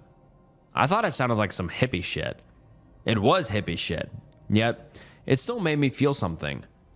I felt that warm blush in my chest that you get when you realize you're into someone. So I asked her out on a date. She wasn't keen to stay in the city any longer than she had to, so we agreed to meet in the next town over, which was basically a one stoplight town. It felt like stepping into a new foreign world. Our relationship only grew from there. She told me about her family, her heritage in Appalachia, all the folky things her mama would do. It was a definite turn on how passionate she was. I'd never seen someone with the same amount of passion as me, even if it was on a different subject. I didn't share much about my family. She would ask, but I set that boundary and she begrudgingly respected it. I didn't want to relive any of it or to subject her to that knowledge, so she agreed. We got married after 2 years of dating. Then we bought that damned house a year later. She talked me into living in the mountains. I didn't want to. I wanted to live in one of those tiny towns where I could easily drive to work. She insisted on land and being able to farm it. I insisted if we had something like that, I was not going to help with it. So we bought 10 acres and a shabby little house planted right in the middle. It was incredibly removed from everyone and everything around us. The water system was so old, it came from a well pump. She was weird when we first moved in, but I assumed it was from us finally owning a place instead of renting an apartment in the city. She was 2 years away from the woods at that point, so I just assumed it was a relief. I thought maybe we'd both settle into it. I was wrong. The first week there, she asked if she could take a piece of my hair and bury it. I was weirded out and said absolutely not. She looked disappointed, but she touched my face and smiled and just said, "Okay, hun." She knows it makes me melt when she does that. I saw her later that day, burying 4 jars around the fence line. I asked her what she was doing, and she told me her mama told her this was the first thing every new homeowner should do. I thought it was bizarre, but she had all kinds of odd Appalachian traditions, so I brushed it off. She kept telling me to respect our neighbors so they'd respect us. I thought that was an obvious concept, so I just nodded along, assuming this was her way of acknowledging the cultural differences and warning me from being a city jerk. I was polite whenever I saw them and even brought them green tea from the city I work in. Lottie seemed pleased. I figured I was doing everything right. 6 months in, I started hearing things. Whispers around the outsides of the doors, in the windows, and tapping on the front door. Lottie wouldn't even move her head towards them, just telling me, "Don't open the door," when I'd start towards it. I hated how calm she was. It was like this was just normal to her. I started seeing things a few months later. I was terrified. I thought I was losing my mind.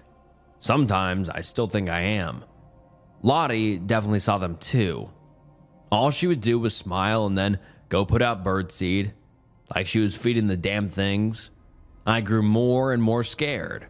Scared of them and the start of a nagging fear my wife was bringing them here. I grew adverse to being outside. Then the scream started. It sounded like a woman. It sounded like Lottie. I froze the first time I heard them walking in from the car, slowly turning to the tree line and looking for anything weird. It was dead silent and dark. Lottie was outside by now, and I felt relief she wasn't hurt in the woods. But then I realized if it wasn't her, What woman was screaming on our property? Lottie grabbed me by my elbow and practically dragged me inside. I was panicking by this point. Lottie walked calmly around the house, pouring salt everywhere. I asked her what the hell she was doing, and she looked at me in such a way that it's ingrained in my mind now. That ain't how a woman screams. Her eyes were darker than usual, set with a look that said we were in danger. I believed her. I scrambled across the house and grabbed her gun, checked it was loaded, and shakily stood in front of our door holding it. I don't know what I would have done with it. I've never shot a gun in my entire life. Lottie took it from me and set it gently by the door. I didn't sleep that night. I don't think Lottie did either, although it was hard to tell considering I sat watching the door while she went to bed. Lottie's chickens started going missing. She was furious. Kept muttering about this thing, and if it wouldn't work with her, then it could leave. I hadn't slept in months at that point. All my dreams were full of nightmares. Things from childhood. Things from adulthood. And the things I was witnessing now. That comment stuck with me. I thought on it for ages. What did she mean, work with her? Were all the things I was seeing working with her? What did working with her even mean? I started to distrust her, especially when I could hear her going outside at night when she thought I was asleep. I'd hear her outside talking to things and I'd hear voices in return. I didn't know whether to be angry or scared. I started to get snappy. I don't like being snappy. My father wasn't a good man, and every time I quipped at her, I just felt like I was becoming him. I don't want to be him. My mom isn't alive anymore because of him. He was sick. I'm starting to wonder if he passed the same sickness down to me. If the things I'm experiencing aren't even real, and I'm every bit as insane as my father. I don't understand it. I promised myself I'd never be him. I started to drink more. It was the only way I could sleep. She'd watch me do it with this concerned and soft look on her face, as if she wasn't the one putting me through 3 years of this hell. I found a therapist 3 years in. She's concerned. She knows my family history, and she talked about meds. Meds are probably good, but I was terrified if I took them, I'd wake up from my sleep one day to the things being inside my house. I found weird herb bags under my pillows, and that's when I realized my wife is a witch. She's a witch, and she's working with demons. The things I was scared of had already broken in, and my wife greeted them with open arms. I'm not a religious man. I know this seems so insane and out of place, but a month ago, she went outside at night, and I saw something. There is no atheistic answer. She was sat on the grass underneath this thing. It had to have been a demon. It looked like a deer, but so utterly wrong I can't even describe it. I think it saw me looking. It made eye contact with me and then disappeared. Those eyes have been in my dreams this entire time. 4 years of those tar black eyes terrorizing me. Lottie turned her head back to the house, and I just ducked under the kitchen sink. I don't know why I didn't want her to see me. It just felt like a bad idea. I faked sleep again, so when she came back, she wouldn't be suspicious. She's been acting weird ever since. She's treating me like I'm dangerous. Or maybe like I'm something to be sacrificed. I've been chopping wood more to cope. It at least helps me build muscle if that thing attacks. I don't know what to do. What are you meant to do in situations like these? Divorce? Yes, I'm sure. Your Honor, I'd like to divorce my wife because she's a witch. We'll hold up in divorce court. I don't know. I feel hopeless. I feel like I'm going to die in this place. I think I'm going to die here. I need help. Please. I'm at war with my neighbor. Finale. I killed my husband. He's dead. The love of my life, the song in my lungs, the braid of my hair is dead, and I killed him. It's been a month since I destroyed my wards, since I sat on that cold ground and dug until the earth under my nails seemed as if it had always been a part of my hands, since I took that jar and threw it into the rushing creek, shattering every hope of protecting the life I have lived for 6 years. Since the waters washed away what was left of my heart. He came home last week. Forest green eyes, red and swollen from crying while driving home. It's a miracle he hadn't crashed or fallen off the outcrop with the broken guardrail. It's been a week since he came home, and I held him for the final time. He arrived home later than usual, rushing in the door as if he was being chased. For a moment, I considered he actually could have been. Then he started packing a bag. He shoved his things in with such a panicked, frantic motion. Those green eyes, once full of so much kindness and determination, were now only focused on escape. I asked him what he was doing. His gaze flicked up to me, as if he'd forgotten he wasn't the only one living in this house, as if he wasn't the only human. That dusty blonde hair he kept so carefully combed for work was a worried mess. Slight patches of strands missing, assumably pulled out from the stress of these past few years. I'm leaving. He choked on the words, although I can't tell if it was from anger or fear. I was beginning to be distraught myself, although I wasn't sure why. I made up my mind weeks ago when my feet bled, mixing in the water, creating swirls of blue and red. He snapped then, threw a bottle of pills at me. An orange bottle nearly empty, marked with his name, Grayson. The dosage for twice a day, 12 hours apart. I was confused and concerned. He said nothing, only continued packing. What is this? My psych meds. They were supposed to... His voice choked, eyes welling with tears. They were supposed to fix me. They're not. I can't be here. His packing now was slowing, hands shaking with the burdens of 2 decades worth of stress and sleepless nights. His crying became sobs, racking his body in heaves as he collapsed onto the quilt of my mama had gifted us upon our marriage. He held it with such grief, and I was at his side in an instant. My instincts were still wary, unsure if this was a trick or the start of the end, so I remained poised to move if needed.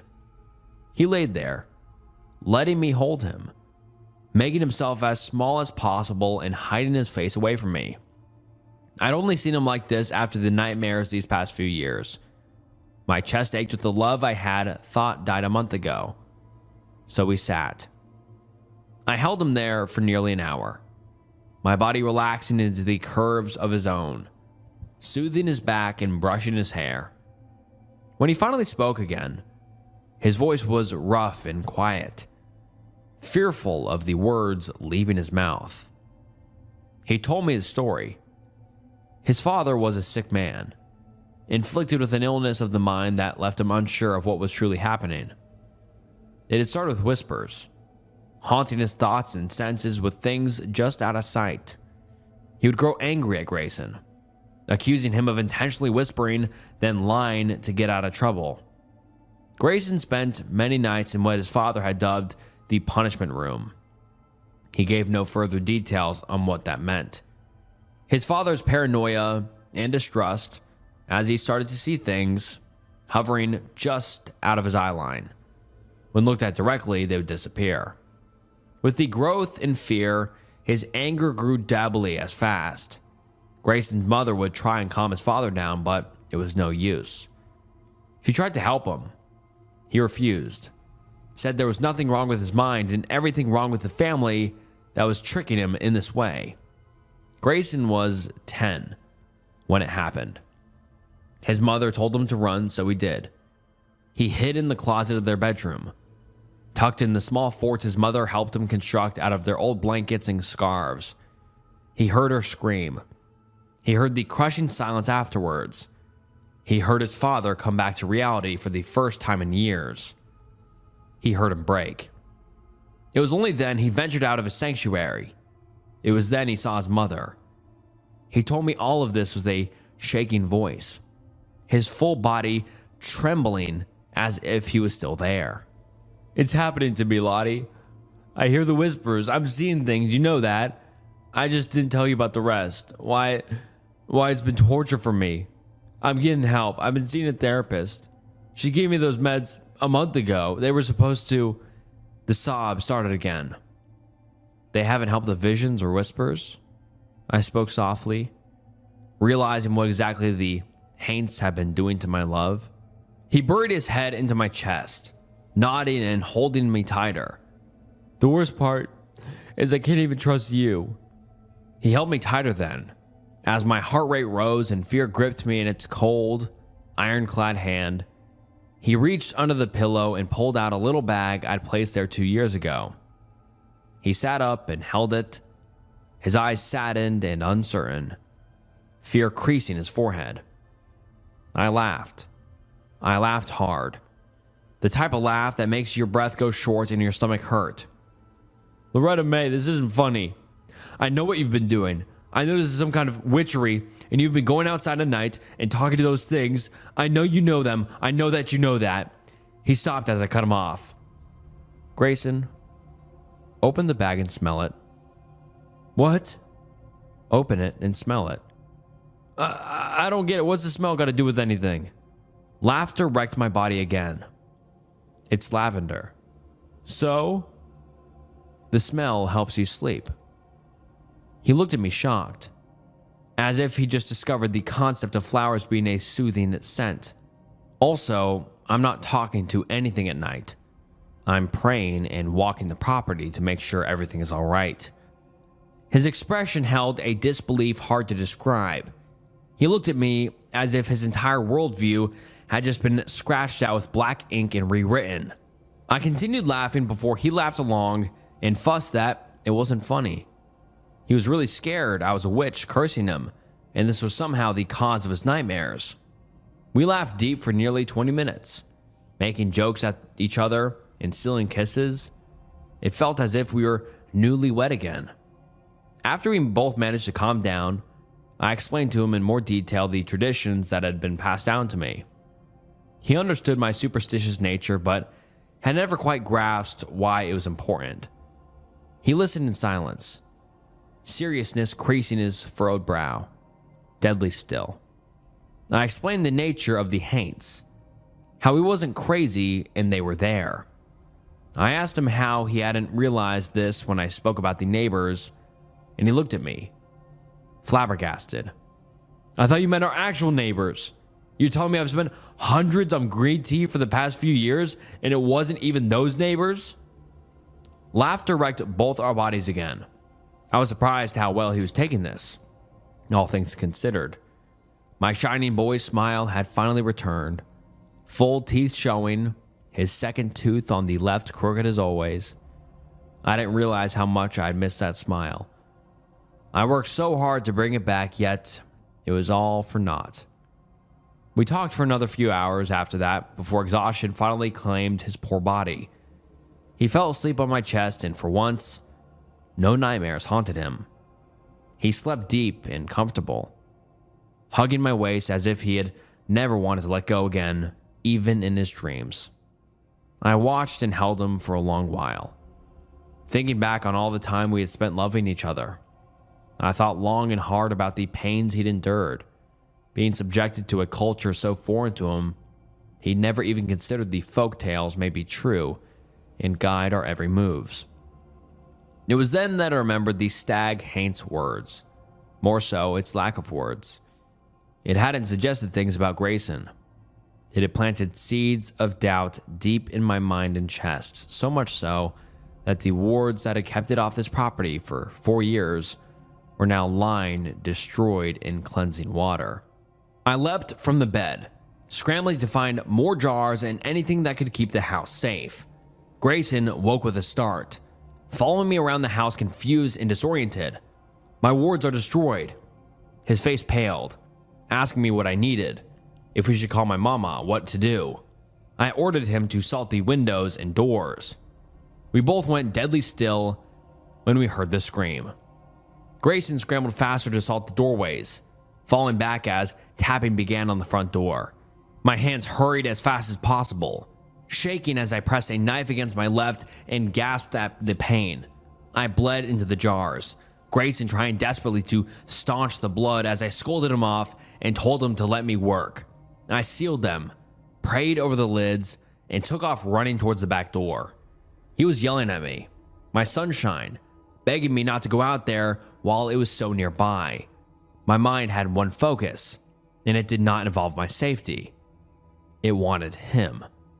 I dashed to the tree line, clawing a shallow hole in the ground and shoving the first jar down. The ground underneath my feet was warm and pulsing, living with the spirits of my ancestors and neighbors who had accepted my invitations to be friendly. As I ran to the next corner, the ground almost pushed me, pumping my feet faster than I thought possible of a human body. The ground was already open in a second corner, pulling itself apart with a wet squelch. I screamed a thank you, shoving the jar hard and fast downwards as the ground ate it whole. I was about to run to the next when I saw him. Grayson was in the yard, shouting for me to run. He had that silly shotgun my father passed to me, holding it tight as if he wasn't a city boy who couldn't fire a BB gun. Above him stood the stag. It was no longer on all fours, nor had it retained the grace of a deer. It was undoubtedly the same beast. Its jaw was unhinged, rows upon rows of sharp, serrated teeth lining all the way back into the maw. I realized then that it hadn't spoke to me in words due to the fact that the teeth continued deep into that dark abyss. The guttural scream echoing from its long neck was wet, wheezing, and horrifying. I froze. Grayson raised the gun. He got off one shot before it descended on him. The world felt as if it was in slow motion. I became unstuck as the ground beneath me lurched, forcing my feet forwards. I took off on a run towards the haint, towards my darling, knowing there was nothing I could do, but I'd be damned if I didn't try. I grabbed its terrible arm, feeling in my hand like sandpaper mixed with the wet feeling of a bloated body. It knocked me backwards, leaving a deep gash in my chest. I stumbled up, running back yet again, determined to not let this thing win. Its head snapped to me, closing back to almost be the deer it had met me as on that fateful night. It laughed at me. I could feel it laughing. You made your decision. You have found me, Loretta. It is too late. I did what any Appalachian woman would do in that situation. I punched it in the face. My hook caught it across the nose, the surprise sending it falling backwards. The ground moved yet again, pushing it further back. It's Lottie, motherfucker. It laughed again in indignation. We will meet again. And then it was gone. I held my boy. I held my love. I held my sunshine, my starlight, the water that gives the world life, those green eyes as deep as a forest in high summer. I begged him to stay. Screamed for help. Begged some more. He touched my face and smiled once. He smiled that wide smile, all his teeth on display. His crooked tooth now chipped and bloody. Then he was gone. My human neighbors must have heard the commotion and called the sheriff. He had to pry me off Grayson. I couldn't breathe. Couldn't see anything other than how his eyes no longer held the light of half my soul. It's been a week. It's been a week since I killed my husband. Since I held him as he bled out. Since the sheriff listened to my tale, and having grown up with me, knew it was true. It's been a week since the official death report dubbed it a bear attack. It's been a week since I decided my fate. I am at war with my neighbor. I know my side, and I do not sleep. I'm going to make damn sure that it doesn't either. And alright guys, that wraps up some chilling Reddit horror stories. I loved these stories in today's video. The first AI one was shockingly scary. And this last one, I loved both perspectives of both the people in the relationship. It was very creepy. Grayson, do you think this was all in his head, or do you think this was all in the OP's head, Lottie's head? I think it's just a very good story. And the second one with the doors in that town, that was very, very interesting as well. So comment down below your favorite story, and I read every single comment. So please comment down below and make sure you like the video and subscribe to the channel. It helps more than you know. And if you enjoyed this video, I'm sure you'll enjoy other videos on the channel. So go check out those videos. And yeah, please follow my Instagram, follow me on Spotify. And I just want to say thank you so much for watching to the end of the video. It means the world. And yeah, this was Snook, and I'll see you next time. Bye.